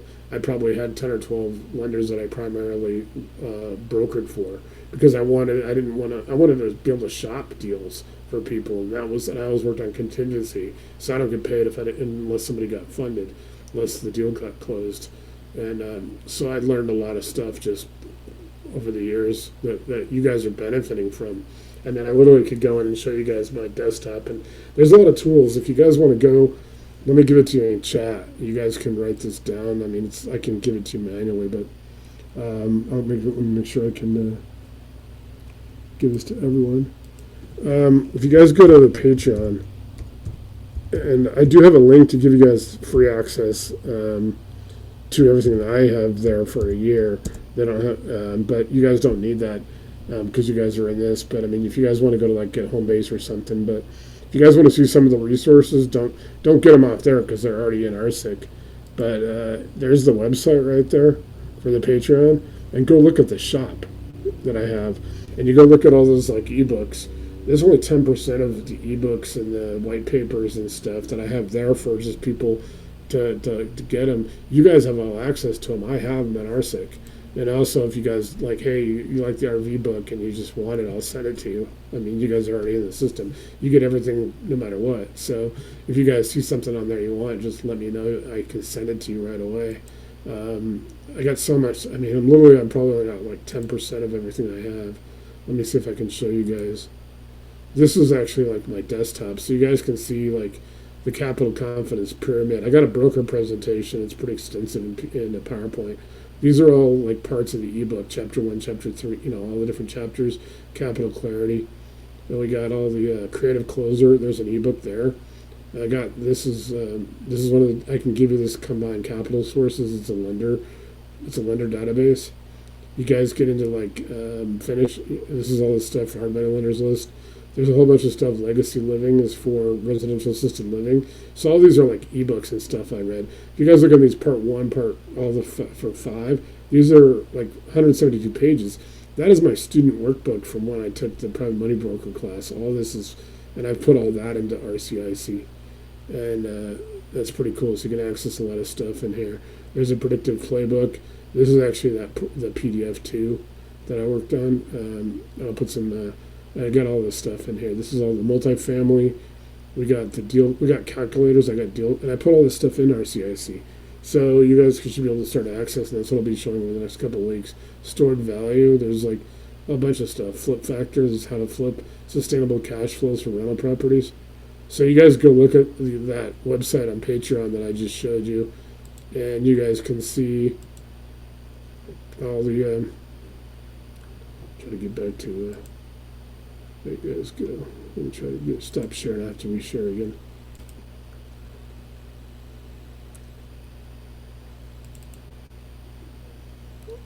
Yeah. So you kind of guys got in this, and then we can automate it. So as you guys are bringing everything up now, and everything's starting to click for you, like I said, I showed them Fred before you came on the apps, which you can access in the prompt bar. You can go down and ask anything, and you can bring up like tons of apps. I mean, they got like Open Table, they got Spotify for music, but they've also got Zapier, Dropbox, the Google Forms, Google Docs, Google Drive, and Airtable. And you can get Airtable and Zapier and set them up and connect them. You can connect all those apps, but you can get the free versions of that, and you create your own vault. And then by the time you ever have to pay the paid version of Dropbox is $12.99 a month, stuff like that. I use that as basically my reserves, like my backup, kind of like a battery backup. All my hard documents that I save, I put in my Dropbox. And not everybody here will ever need a Dropbox, the paid version. But I have to get all these because of the amount of workflow I have I'm developing for you guys. And like I said, the other thing and that's what I'm kind of going over tonight, the image generation request chat that I have when I go make an image, I made a separate chat, so I go and just put all them in there, so I don't like clutter up my chats and my projects. So you guys can see all the stuff I'm working on. Let me see if I can actually show you guys. Because I'll show you guys just the fresh ones tomorrow. I get 10 of these and these are 10 of my agents and my 40 agents. And it takes a second for them to pop up, to populate. And we talked about, here's our DIU, you guys can see it when I started billing for the distress intelligence and ED, early detection and all that, tax leads and stuff. It'll take a second for this to populate. But I want to try to see if I can generate. Okay. So you guys can see right here. These are I get this list. These are just in Colorado. You guys, when you guys get your AHJs going, you guys can get this information like every week. Like I get the top actionable opportunities, official foreclosure. It gives me this one in Boulder. It's giving me the case number, when the sale date. This one already said its sale date. So this is First National Bank of Omaha. It give me the bid number. This is the off ramp. Right there is go to Boulder County. It'll take me right to that. It's going to take a second for this to populate. You guys can go through it. So like these are the off ramps I talk about. These are the off ramps, and it gives you it'll give you the sources, and that could be the websites. Arapahoe County, El Paso County is Colorado Springs. You guys know, everybody knows where Boulder is. Arapahoe County is southeast of Denver. It also gives me the Colorado Digital evictions filing dashboard. So not only here's Boulder County for judicial for eviction filings, they got all the different counties, like the courthouses, but you guys got to look in your state, because in Colorado the Colorado Judicial Branch runs all the courts, even though maybe in Jefferson County's courthouse or El Paso County's courthouse, I can go here and I can pull up all the eviction filings in the entire state of Colorado. I just prefer to do it by the jurisdiction, because I don't have like you're talking about the rural. I don't really need to be going to Castilla County or Huerfano County or some of the other counties in Colorado that have 10,000 people in them. So you got this. I can also do CSVs to put them in my vault. Well, you guys see, if you guys see on mine when I pull these up, sometimes you'll see where I have data gaps. Like I was trying to explain earlier, I have data gaps because I'm not completing like you guys are. Because like I said, I'm in developer mode. I'm not using the prompt bar like you guys are. So Jesse and I have our workspace. So this is developer mode. So I'm able to, because that's why I'm able to work across everything, all the modes and all at once, work on everything. So I'll have a few gaps in here. You guys won't have gaps. Once you put in your buy box and your markets and all that, you deploy your tools and your agents, you won't have the gaps like I do. Nate? Yeah. On that under bottom line there, that first bullet point says this week shows the first clean post-holiday foreclosure sales cycle, Boulder active list plus El Paso active list, and then there's a link. It says, and now is if you click that link, will that take you to those two lists and produce the entire list? Yeah, I'm trying to go to it. It will. The reason it probably didn't right there, though, is because there was a 404, meaning there was a difficulty. Like last week, Jefferson County had a 404. They had a problem with something they were doing.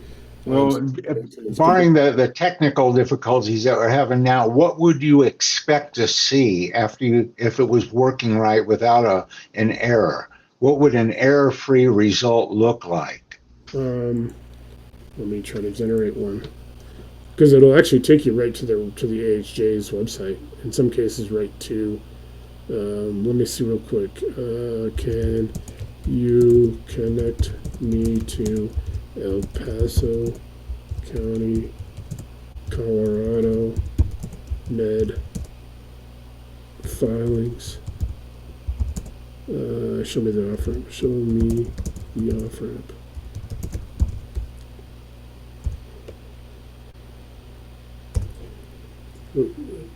So I'm trying to bring. What it'll do is it'll take me right to that where that list is, pretty Okay. accurately. The only time I ever have an issue is, like I said, if the county's got some kind of maintenance going on or something. And then, like I said, if some cases you just click on this and it'll take you right to it. In some cases, like you said, when I went over it and I put my mouse over it and highlighted it, you can actually just like copy and paste and then go to your Google or your browser, which I go down on my taskbar, and I can just. How did those links actually generate on the RCIC? It'll actually scan through in my jurisdictions, and it should in yours, because that's why I did that market guide, where it actually should be able to bring you up those links. Here's El Paso Okay. County, Colorado, right here. Here's the Okay. foreclosures, Hmm. and I just generated that. I can do it in PDF. That's a list I just pulled up. Okay. You should be able to do that. If you can't do it, we'll figure it out on a one-on-one. And then you could copy and paste that PDF into the Yeah, prompt bar. and then you can. And these are case numbers, so once you break it down, you can actually then, if this is, you put it, your buy box should parse them, and then should actually come down and determine, like, you give you a strategy, because sometimes in some cases you can get a whole strategy. That's Right. pretty cool. Right. Yeah. Okay. And then, like I said, you've got enough information on these with these case numbers, then you can go back into it. In some cases, then you would go back to the tax assessor. So I would like go to El Paso County and I'd pull up the public trustee, which is in the county clerk's office, and I would pull the list up, and then the properties that I want to go back and I want to get more information to pursue. And this happens in minutes. I mean, literally, you can. I can then go back to the tax assessor, and it'll have actually more of the information. Plus, I'll actually have the filings. I have to go back and do this. It's harder on my. It's harder for me to show you guys stuff on mine because I have to work around the Zoom as well. Okay. You guys won't have to work around the Zoom when you're in your ecosystem. So it's popular. It's just good taking to a see the visual, to see what. Yeah, Yeah. you guys can get like a PDF. Like, it just depends on how your jurisdiction does it.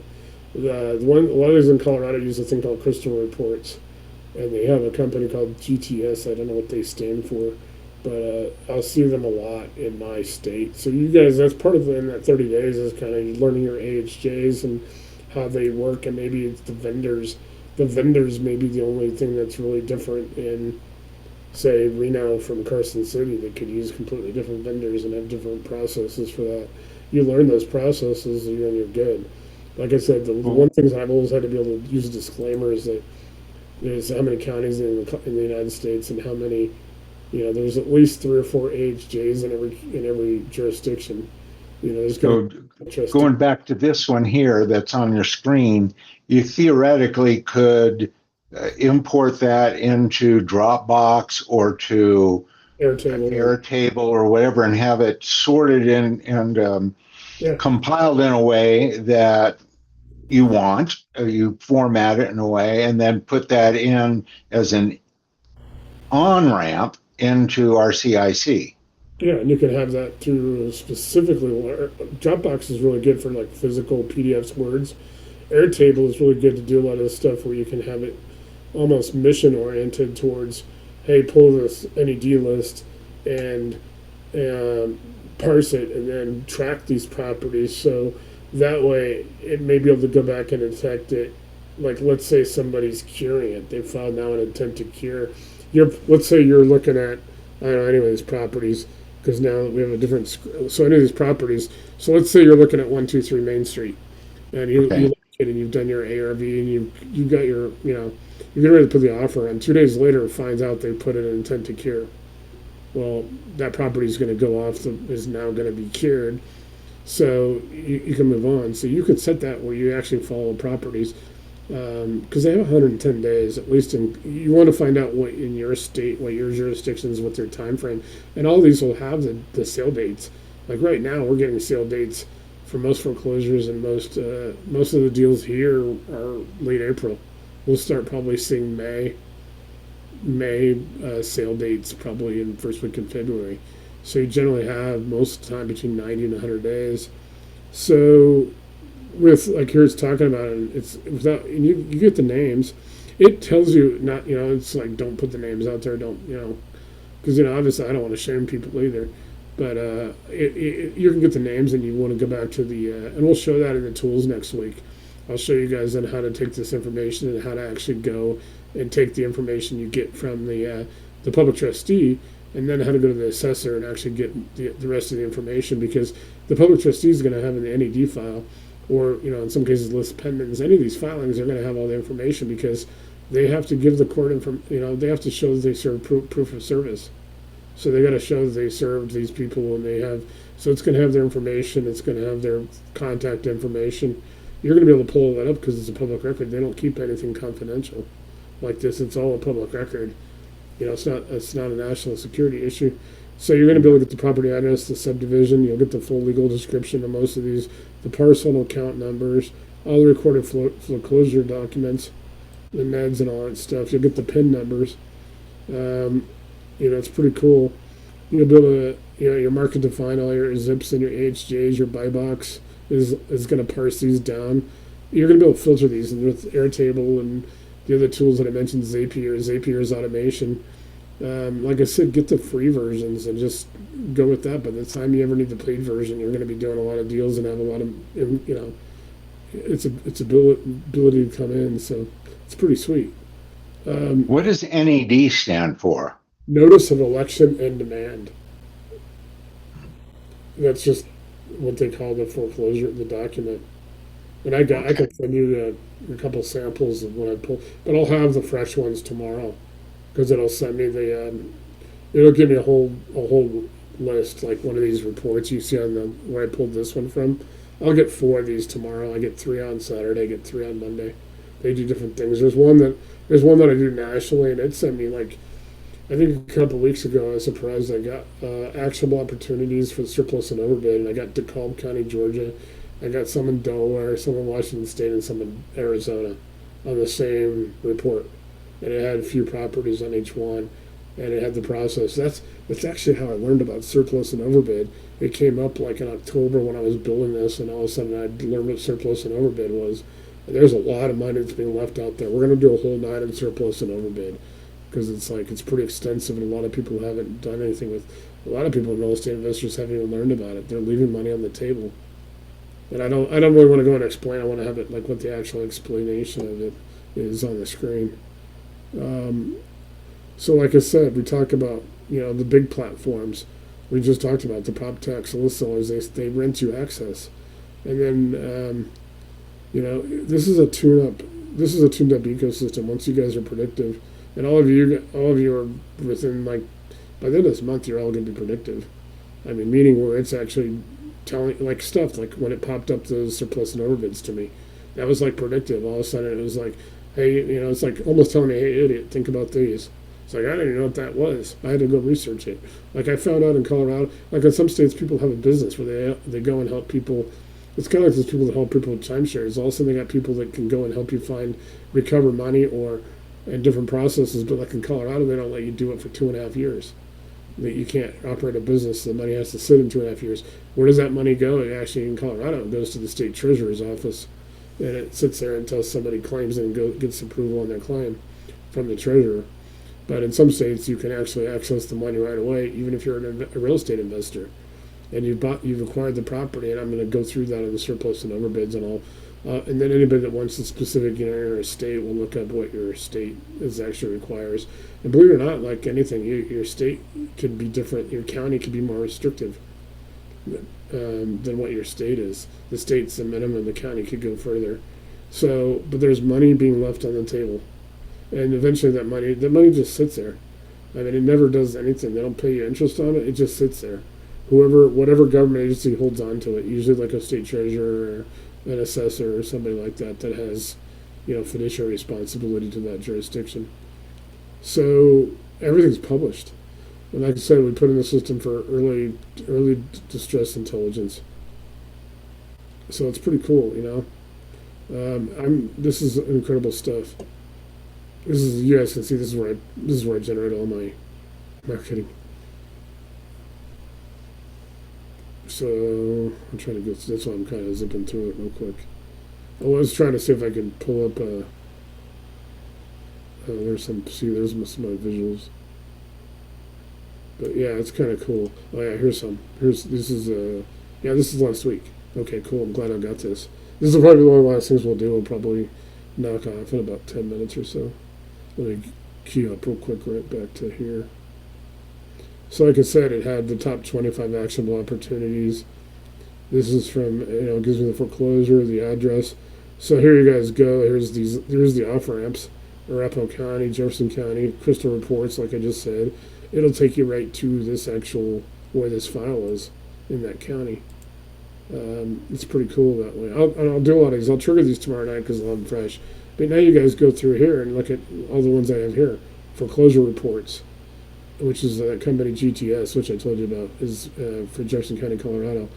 The NAD PDF, here's one that was filed on 12/11/2025. So this should be and Jefferson County's had some issues with IT. So I'm not going to go to Jefferson County. I'll try them tomorrow before I come on, and I can see. Here's the builder trustee. You got El Paso County, Colorado Springs, where the Air Force Academy is. You got Arapahoe County, Southeast Denver. It's got evictions and these. I forget what FED stands for, but UD is unlawful detainer. Colorado Judicial Branch evictions. Here's the Colorado courts for probate, and now you've got tax liens. The Jefferson Treasurer tax lien sale. You got Arapahoe Treasurer and the Denver Treasury. Denver's website, the city of Denver, still sucks. It's one of the most archaic. It's just extensive. There's a lot of agencies in Denver. You can imagine being the state capital. The only agencies in Denver that are kind of have decent websites are like the fire department, the sheriff, and the police department. Everybody else is like combined in one big website. So, but the good thing is all these like will take you directly. Let me just see if I can trigger one. See if I can do Arapahoe, because sometimes Arapahoe is pretty. Let's see if I can trigger it. Oh, there you go. There's Arapahoe County. There's a NUD right there for you, Curtis. This is what it looks like, a NUD. I know it's a little harder to read, but there's your foreclosure information. So you got your NUD when it was filed on the 26th of December. The original sale date will be April 29th, 2026. Got the deed of trust date. You got your legal description. You got all the information on here. You got the address. You got the original note number. You got the current amount number. You know what type of loan it is. It's a conventional. As of, and it gives you the as of date, which was 2/28/25. You got the interest rate. Interest type is fixed. And here you got the mortgage company. You got the current owner's name. So you can go back and you can pull that up to the tax assessor. And then you got the. I don't think that any of that's showing on the screen right now, but it sounds good.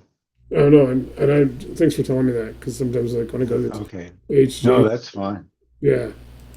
Let me see if I can actually trigger that where you guys can see it. Yeah. Oh, so there we go. Okay. Yeah, notice of election demand filed in Arapahoe County.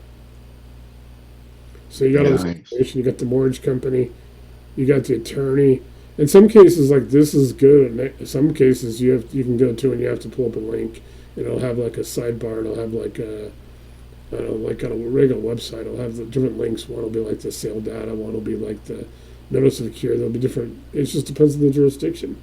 Here they give you a report. So here you got the attorney. This is the attorney McCarthy and his Holsis. That's their attorney for the mortgage company.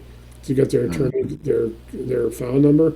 You got their phone number and their fax number, and then you go through. Nice. Here's the next one, and you go down and it's got a whole list of them. These are the NEDs for Arapahoe County, Colorado. So you can come back and you can. Let's see if I can on ramp back and put one in. Generally, I ask for the top 5 lines, but let's go ahead. I'm just going to go and see if I don't know if it'll do it. Sometimes it will. If I can get it through. If I can go ahead and try to. Well, sometimes it's. Let me just see real quick. Gotta go through copy. All right. I'm going to go ahead and I'm going to try to do a.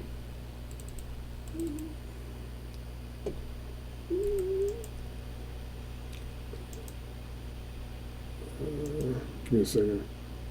Mine slows down a little bit. Let me.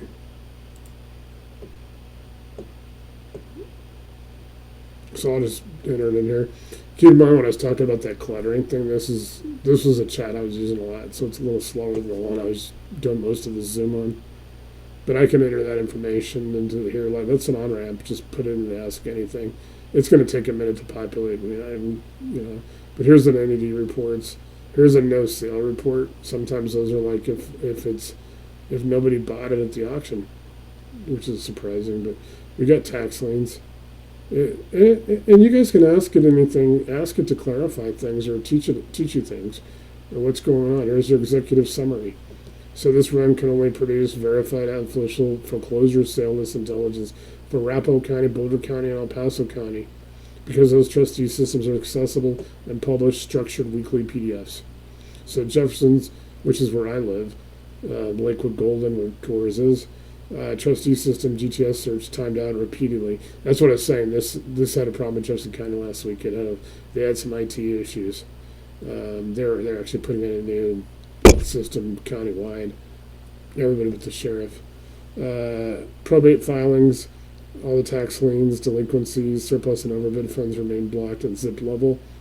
In some cases, there are some gated on probate filings, just because most of the courts want you to register. They're not going to charge you anything, but they're going to, to get the information, unless you actually have them generate, something and send it to you themselves. But you have to sometimes register in some places just to sign up for it. And then some of it's eviction dashboard is aggregate. So not cases are zip exportable. Well, you can go on there. If it's not zip exportable, you can copy and paste with your mouse. Treasurer tax lien information is informational. They don't have weekly zip filing lists. So like I said, every jurisdiction is different. And that's why I just suggest to everybody take their first 30 days, study the jurisdiction and what the issues are. If there's something we can make better or we can create in the system in RCIC itself to help, we will. But there's some cases, obviously, I don't think we're going to be able to solve Bill's problem with having to pay for stuff, because that's something I don't think we'll be able to, we'll be able to work around. But that doesn't mean I'm not going to try. It's got all the trends. So here you guys can go. Here's foreclosures. Just for the first week, they got the zip codes. Boulder County, they had one for pre-sale. They have the total foreclosures for El Paso. They got a list. Arapahoe County has a list. They all have lists. So, and it'll actually give you like strategies. In some cases, when it becomes predictive, it'll actually tell you like, hey, try this zip code because this zip code seems to be hot right now. It'll actually kind of tell you that, hey, maybe there's 7 or 8 foreclosures going on, and you can go into a neighborhood and really, hey, if you got the ability like we have with the capital and the funding partners, lender sources, people could go in and you can actually change a market if you go in and you acquire 5 or 6 properties in the same zip code or in the same area. And if they were all like properties, and you could raise the, you could get the ARVs up, and you could sell them at a high price, maybe get a bid, getting into a bidding war, you could actually end up changing the market. You got probate filings. So some of these X's are, like I said, some of them are just, like we're coming out of the holidays, so there's going to be a lot less information in those 2 weeks. They're starting to come back on now. It's telling me the notable spikes in trend commentary, like rebound from holiday suppression. So now they're back to normal weekly. Boulder posted an active sale list on January 7th with one foreclosure. Well, El Paso County on the same day has 10 pages. So Boulder County, which is huge, still a little over 100,000 people, one foreclosure in that week. So think about this: El Paso County has 10 pages. So the deal weeks were calendar driven, not market driven. So this week marks the first clean post holiday sales cycle. Actionable. So here it is. It gives me the top actionable opportunities. 1301 Canyon Boulevard, number 407. Obviously, it's a condo or a builder. A foreclosure number gives me the sale date, the beneficiary, the bid. Here's your off ramp to go get the file. El Paso County. Then look at this. Here's a whole list in El Paso County. You got Fountain, which is Fountain's down by Fort Carson in the southern part. You got Colorado Springs. You got different ones in Colorado Springs. Fountain's way down there in the southern part of it. Here's your source. So, like you said, Curtis, these are your off ramps. Are your just these little links that you can click on them. If for some reason it won't click, then you can just copy and paste and go to your Google or whatever browser, put them in there, and it'll take you right to them. Those are your off ramps, and it gives you all the counties and the sources. Colorado Judicial Branch. So it gives you pretty good information.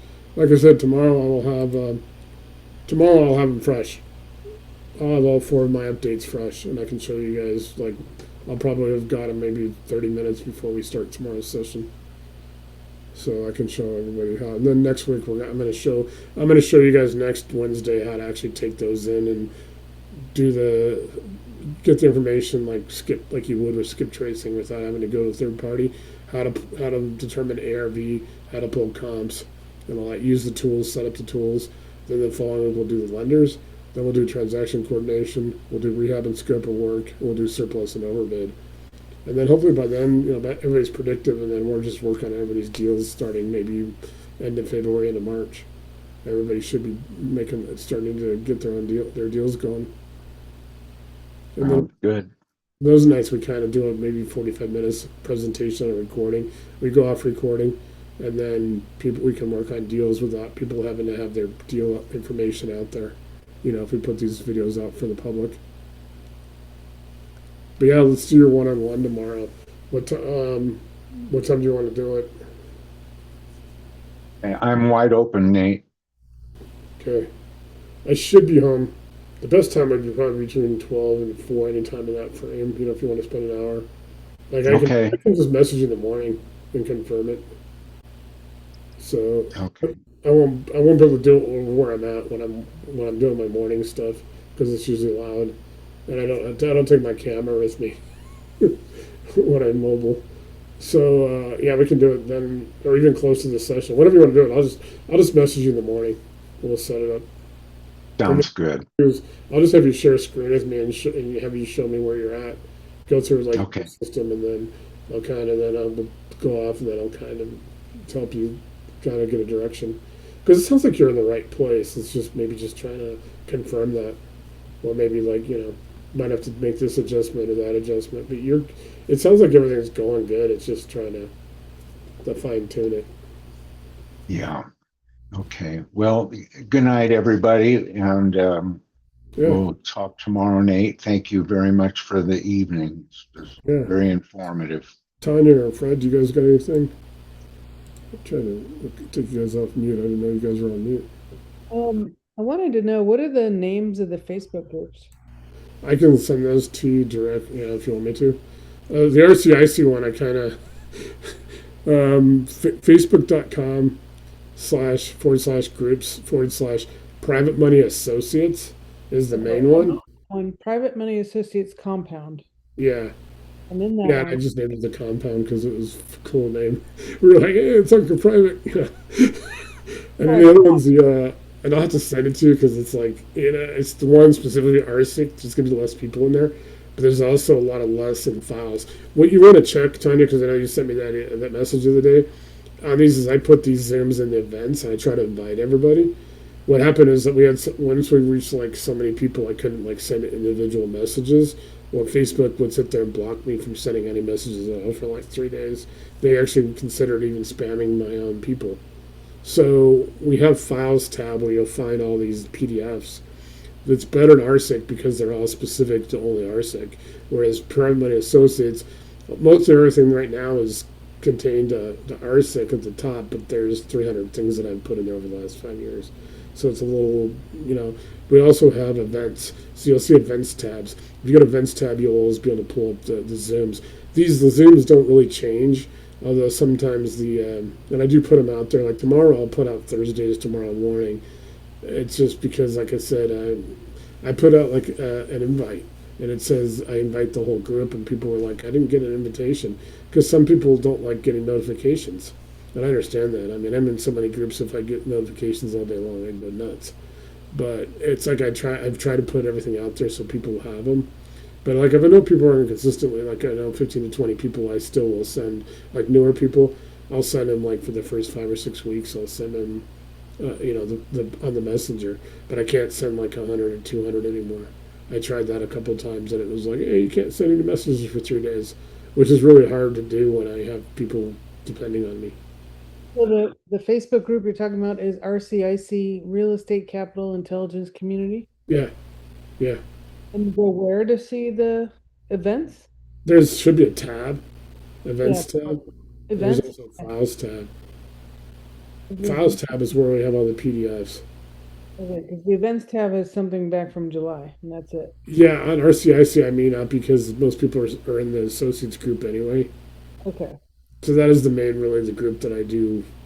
I do pretty much use that one more for events, although it has events tab, and I need to get a better habit of putting it in both. But everybody that's in RCIC group is also in the associates group.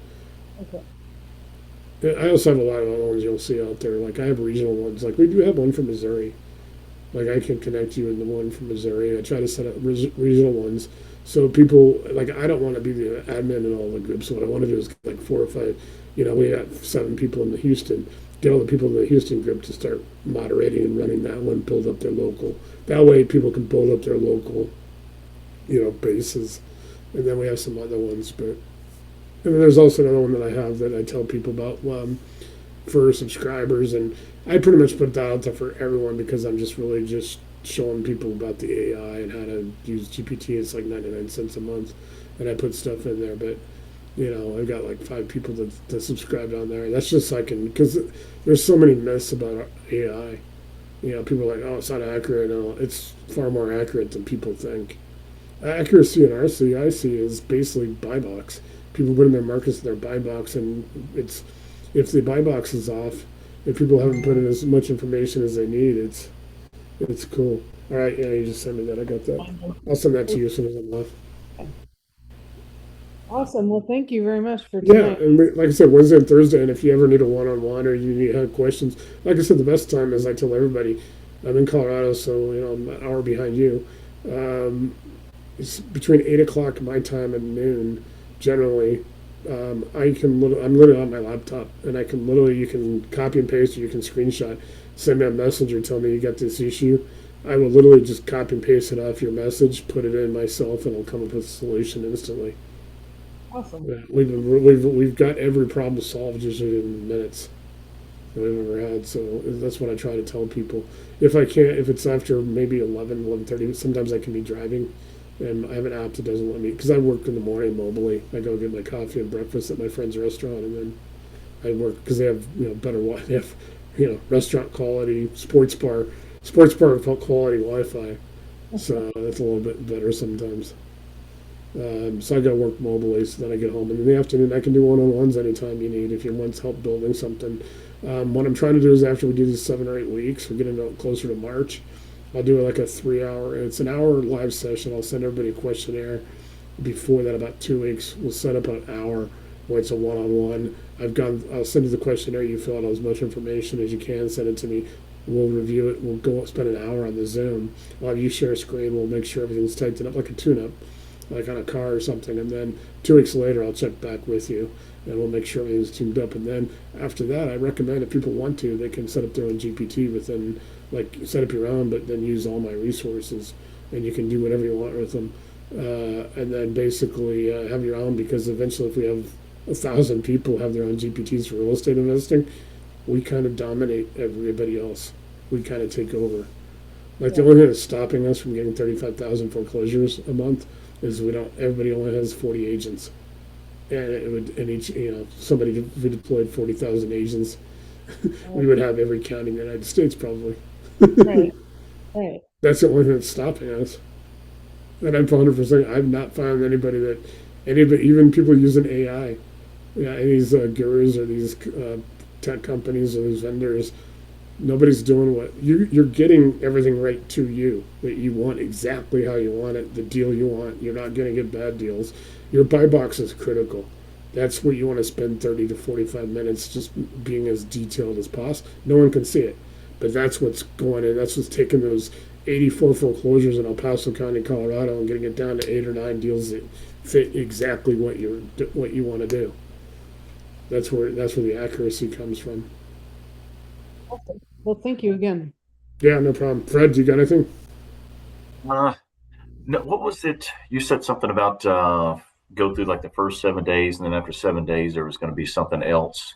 Yeah, I'll send you that tonight or maybe tonight, PDF 2. And I'm going to do something with Curtis tomorrow on his PDF 2 because he had a question on it. So I will send you PDF 2, and then that is actually, some of it seems redundant. There's not a prompt, but it's really a guide. It's kind of like your first 7-day checkup, making sure everything's in there. It'll have a few more things to go over your tools and deploy your agents. It'll also have a section for setting up like a CRM. You can do stuff. You can set up a CRM in a vault inside of RCIC, but we've been talking about Zapier and also like Airtable. They have the free versions. And if you get the free versions, you literally can automate and set up your own vault using them, and it just magnifies your power. What you can do with it in Dropbox and using Google Drive and stuff. Some of these apps that I was showing earlier, and I'll show these apps again tomorrow night if you're on. If you're not on, like I said, I always make sure everybody gets on gets the video, the Zoom. Yeah, I can be on when it first starts, and then like I said, and anytime you're like, hey, I can't be, okay. Let me know, and I know specifically to get you the Zoom. Generally, I'll post it in the Facebook groups that I just explained to Tanya, and I'll make sure you have those as well. But I also know that, like, if you tell me, I'll make sure. Generally, the rule of thumb, like tonight, I'll probably process it tomorrow morning because it generally takes me about an hour. It takes about a half. So if I spend an hour and a half, it takes about 45 minutes to process it in Zoom. Then I load it to YouTube. That takes about 15 minutes. So generally, if it's under an hour or under, I'll have it done that night, if not the next morning. So Thursday morning or Friday morning, you'll have the video available. I have been putting these as public on YouTube just because I've got like 25, 30 people in the queue. Like I was talking to you for a couple of weeks.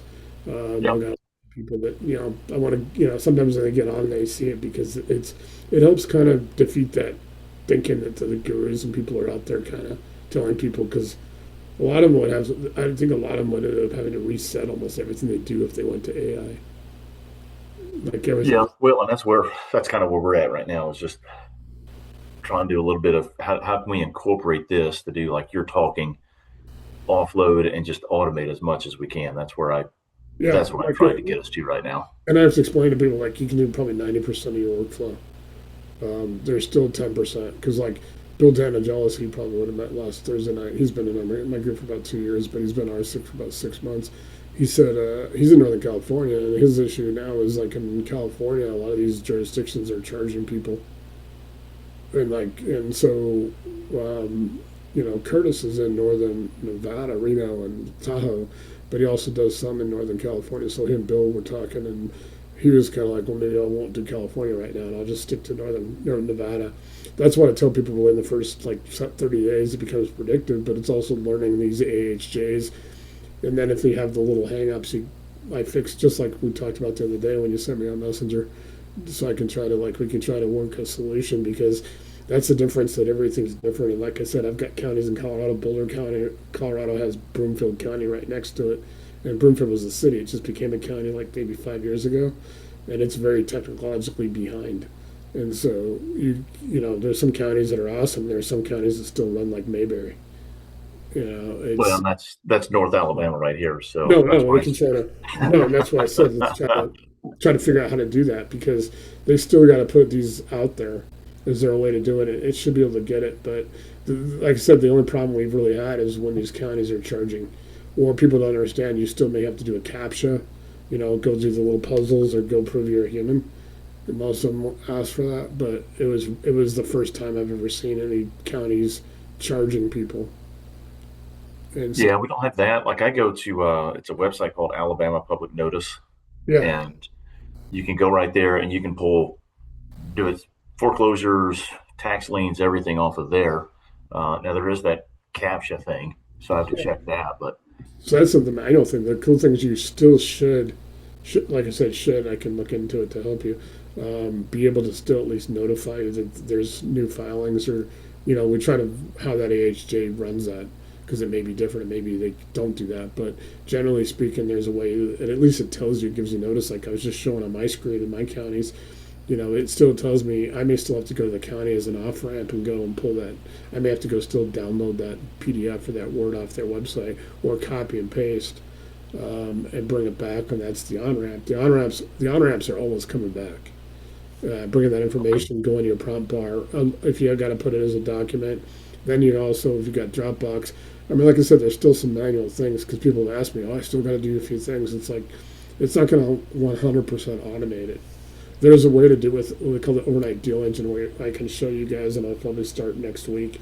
Probably take 2 of the next 5 weeks, where you can set up what's called overnight deal engine. You can actually have an agent hand off to another agent, hand off to another agent in your system, but you still got manual. You still always have a way that tells you what's going on between those steps. Like Willie Ingram put 50 properties in. He's a he's a private money broker and capital connector. So he put him in and he put 50 in on a CSV. He got all his agents lined up the next morning. It was all analyzed, and pretty cool. And don't put in 900. We had somebody else try to put in 900. It didn't work. No, she was, no, usually yeah, usually for us it's like Wednesdays and Saturdays are the new notices come out. And it generally is probably on Wednesday. That's the big one. And there's usually, say, 15 to 20 new yeah. listings out there. Saturdays is only about 3 to 4, but that's only working 2 counties. Yeah, no, and we should be able to dial in. And I always do recommend people start with no more than 5, just to get it going, and then add. Because people can add. This is the beauty of it. You don't have to call up, whatever prop tech vendor and go, hey, I need more. Well, we're going to charge you more. Anything you do in RCIC, you do yourself. You can change it on a fly. It may take a couple of days for it to kind of reset and populate, but you can do everything yourself. You can change. You can make changes. Like I said, I can't see anything you're doing, but it helps everybody. You and Tanya are on right now. If you guys are working on separate deals, you're on right now. You're actually helping each other without even doing the same asset class strategy or anything, because it's actually compounding. Like somebody might be doing RV parks, and all of a sudden you wanted an RV park. Well, they've just put all the information in for RV parks. Not only that, you guys go to that Patreon link that I gave you guys. You can see all that stuff I've already loaded. It's already in there. I showed you guys the desktop. If you guys want those, if you guys just want to get one of those ebooks, they're 5 to 10 pages. They're all in Word and PDF. There's nothing fancy. They're not like books, but I can send those to you like email, and you can. There's a lot of good information in them. But I populated like 10 years. Like I've been doing this 8 years. I put 8 years of stuff in this. Like literally just tons and tons and tons. I got 800 hours into it. Probably 300 to 400 hours of just inputting everything, just constantly putting lenders in the lender database. Like all my family office, hedge fund, pension. There's a guy out there selling 1,000 hedge fund contacts for $189, and I'm like, I don't know how good they are, because I paid like $7,000 for my list. Yeah. Let me So understand. From the Family Offices Club, and Richard Wilson, and he gave me permission to distribute them, because I kind of got screwed by a business partner a few years ago, and my business partner kept saying, "Oh, they're working on getting them for you." And 2 or 3 months go by, he was actually working all the contacts for his own deals. before, and I paid for him. So Richard's like, you can do whatever you want with him. But his business, the Family Office Club, he does all these big events and all these hedge fund family offices, pension funds. He does different events. All their administrators and stuff come to learn how to do this stuff, invest in stuff. So they're thorough, they're vetted, they're verified. People pay to be on that side as well. I go through NPLA, National Private Lenders Association. I go through AAPL. I go manually, and I added 700 lenders, just hitting the website, uploading the website over and over. It took me like 3 weeks because I just did it like an hour a day, just to put 700. I got my databases. There's 19,000 contacts in there for funding. And people won't need pension funds and endowment funds because they won't do these kind of deals. But if people go and take the CSVs and they get a Sales Navigator account at LinkedIn and they import it, it's the only way it's a paid account. Unfortunately, they used to be able to do it with a free account. They changed it. You go in there in about 30 to 45 days after you do the entry. Over that time, you're going to meet a lot of people in those pension funds and endowment funds. Like there's an endowment fund for the University of Colorado. I got 7 contacts there. The only change was the guy that was the vice president of endowments when I got the contract is now the president of the entire, University of Colorado system, all 3 campuses: Boulder, Colorado Springs, Denver, the medical school, the law school. That's the only thing. It's his office changed, his phone number changed, but his email is the same. Yeah. So it's like, but people can use those pension fund and endowment funds because people are contributing to them. Alumni of those universities, there's MIT, Harvard, all those endowment funds are in there. They got people that might invest in real estate. So you start kind of meeting those pension fund people with the CSV data from our databases, and you start building up, contacts there. All of a sudden, you start meeting all the people, bringing them into here that are their contributors, and then you find people that are looking to invest in real estate. That's what I tell people that are doing like syndications and stuff. For people just doing what everybody else, most people are doing, we got 5,000 lenders. I'm lending contacts, and they're they're all databases in there. You guys can pull them up. They're also in the Facebook group. It's just they're all buried. A lot of stuff, like I said, I have to apologize for the associates group because I've been posting stuff in that files tab for 5 years.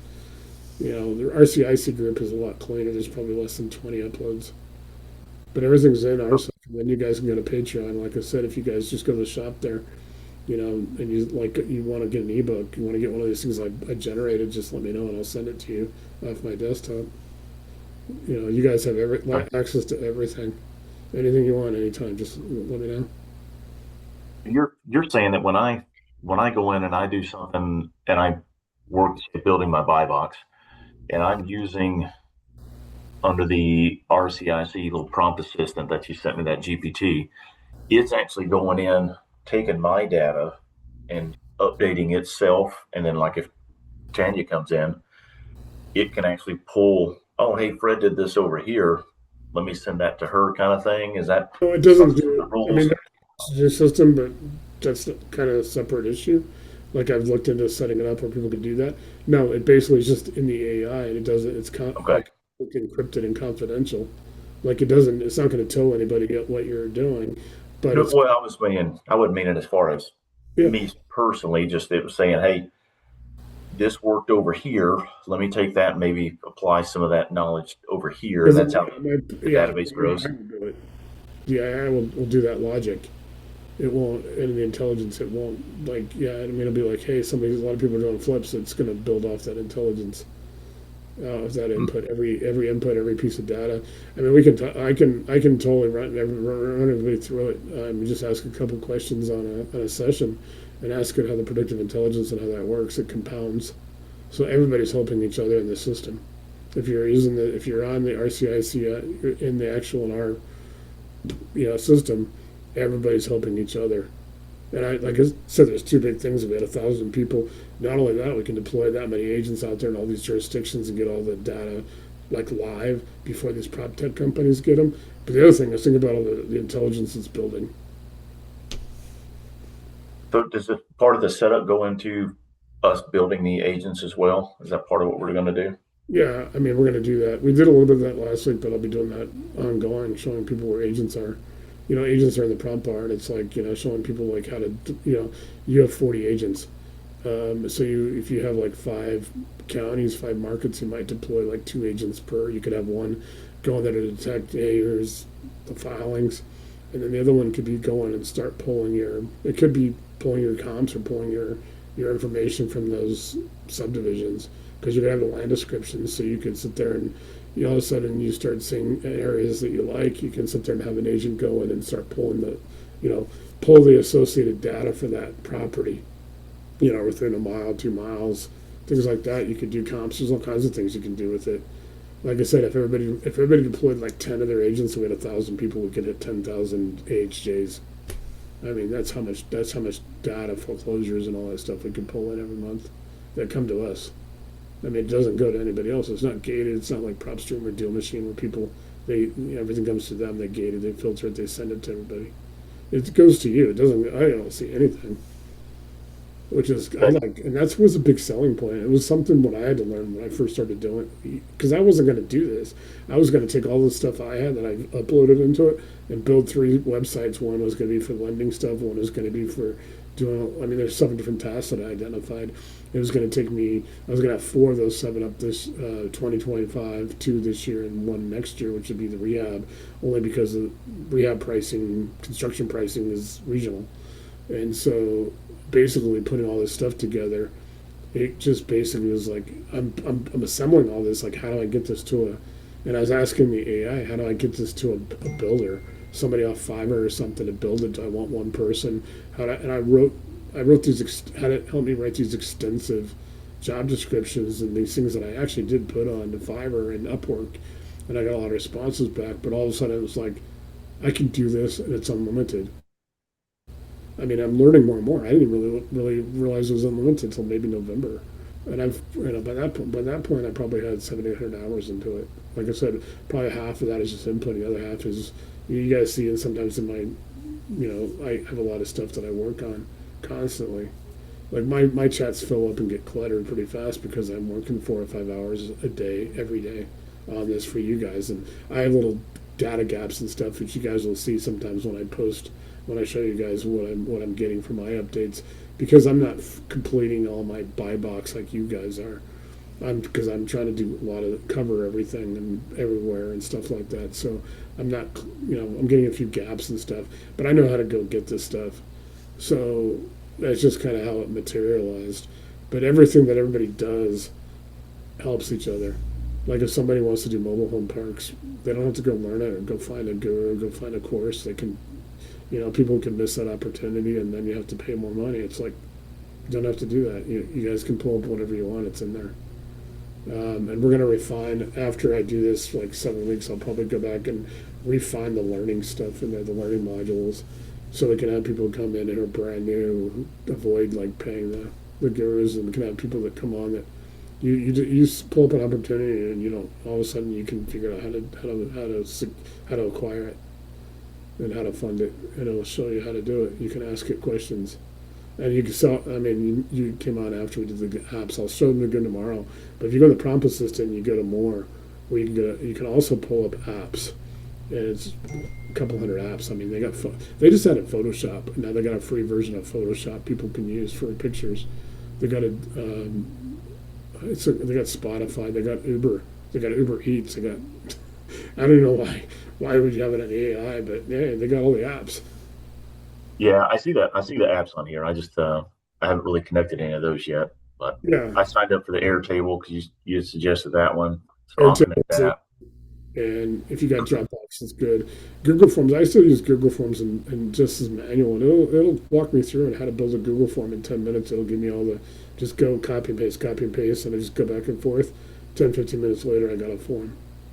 So is it better to use Google Forms, or like I was more a Microsoft like Excel Office kind of thing? Yeah, and you can use what you want. I mean, I use Google Forms on that because we have a ClearPath to Close.com, which is kind of like a TC company I set up with Cindy Timmerman and a couple other people, Willie Ingram, and because we were going to set up our own we have it.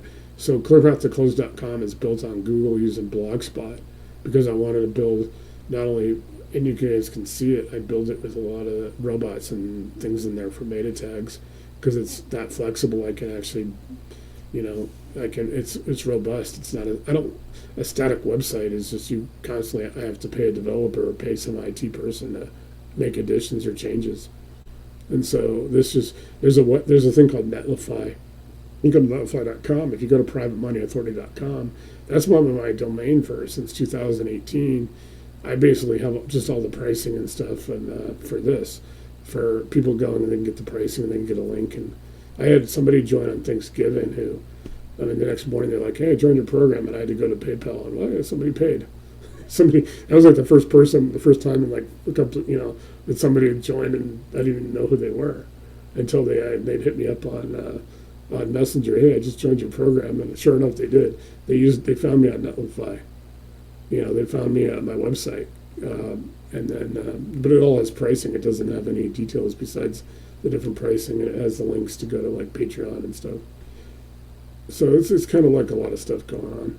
But these 7 weeks, we've got 5 more weeks of where I'm doing these 2 sessions a week. Wednesdays will be covering a lot more of the real estate stuff, and Thursdays more of the AI and the infrastructure.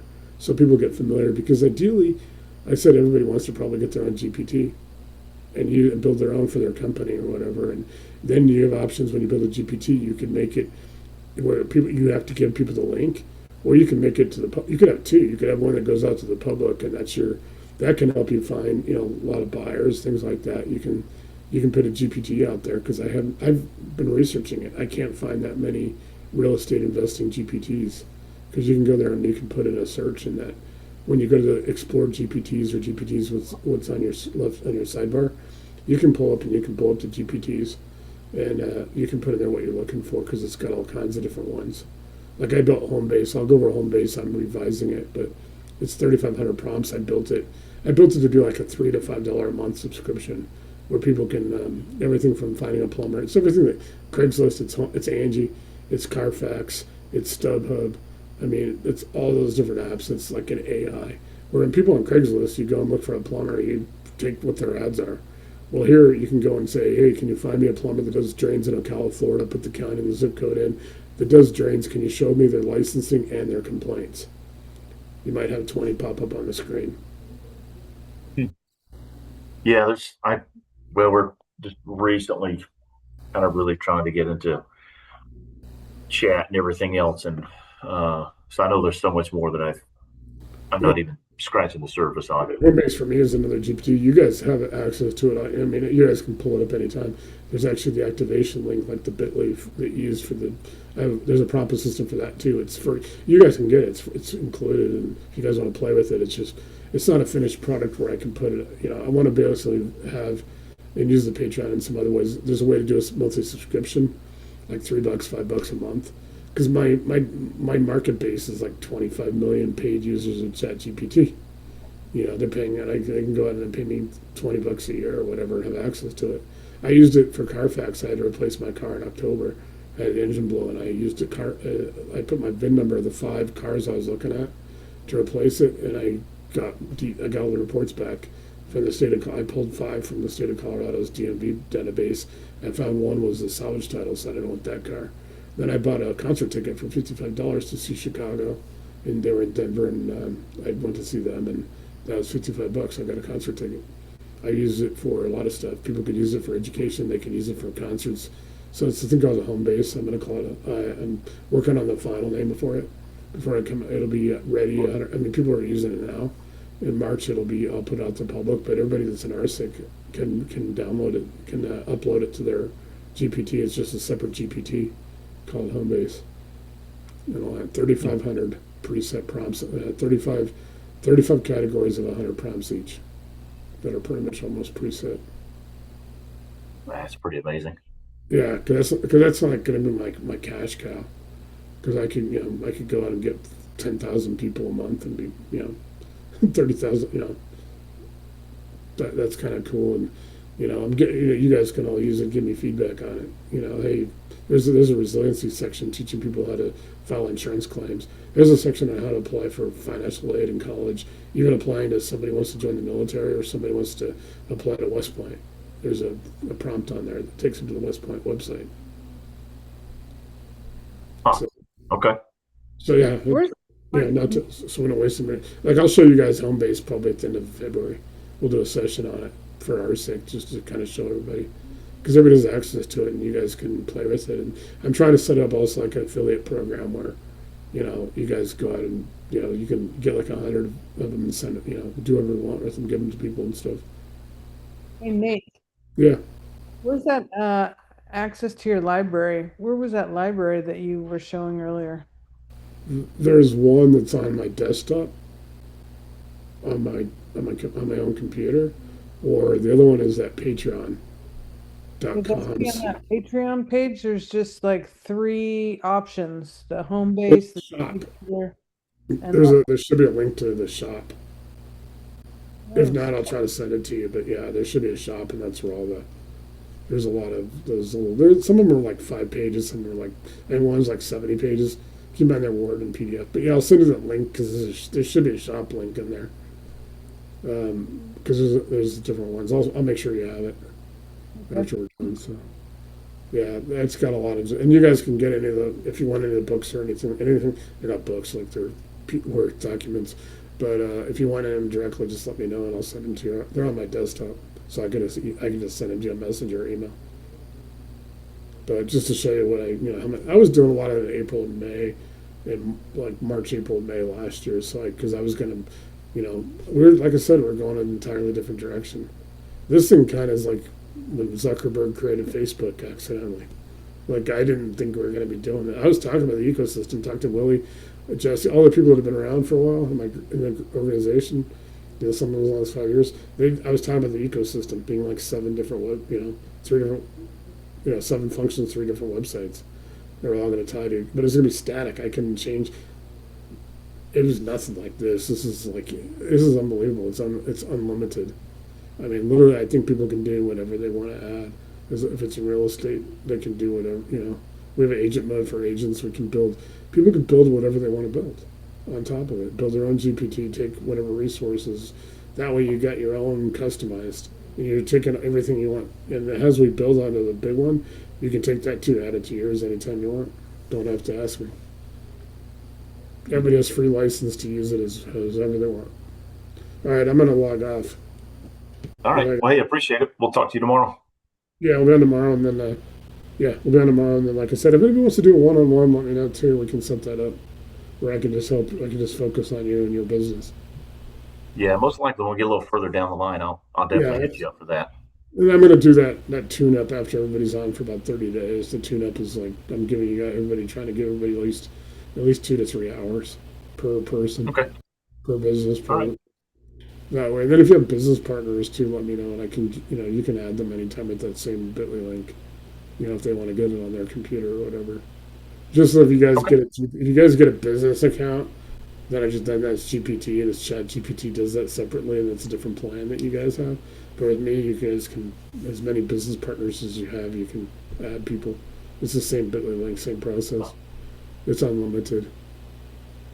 All right, sounds good. We'll see y'all tomorrow. Right. Have a good one. Have a good evening, Tanya. All right, you too. Bye, Fred.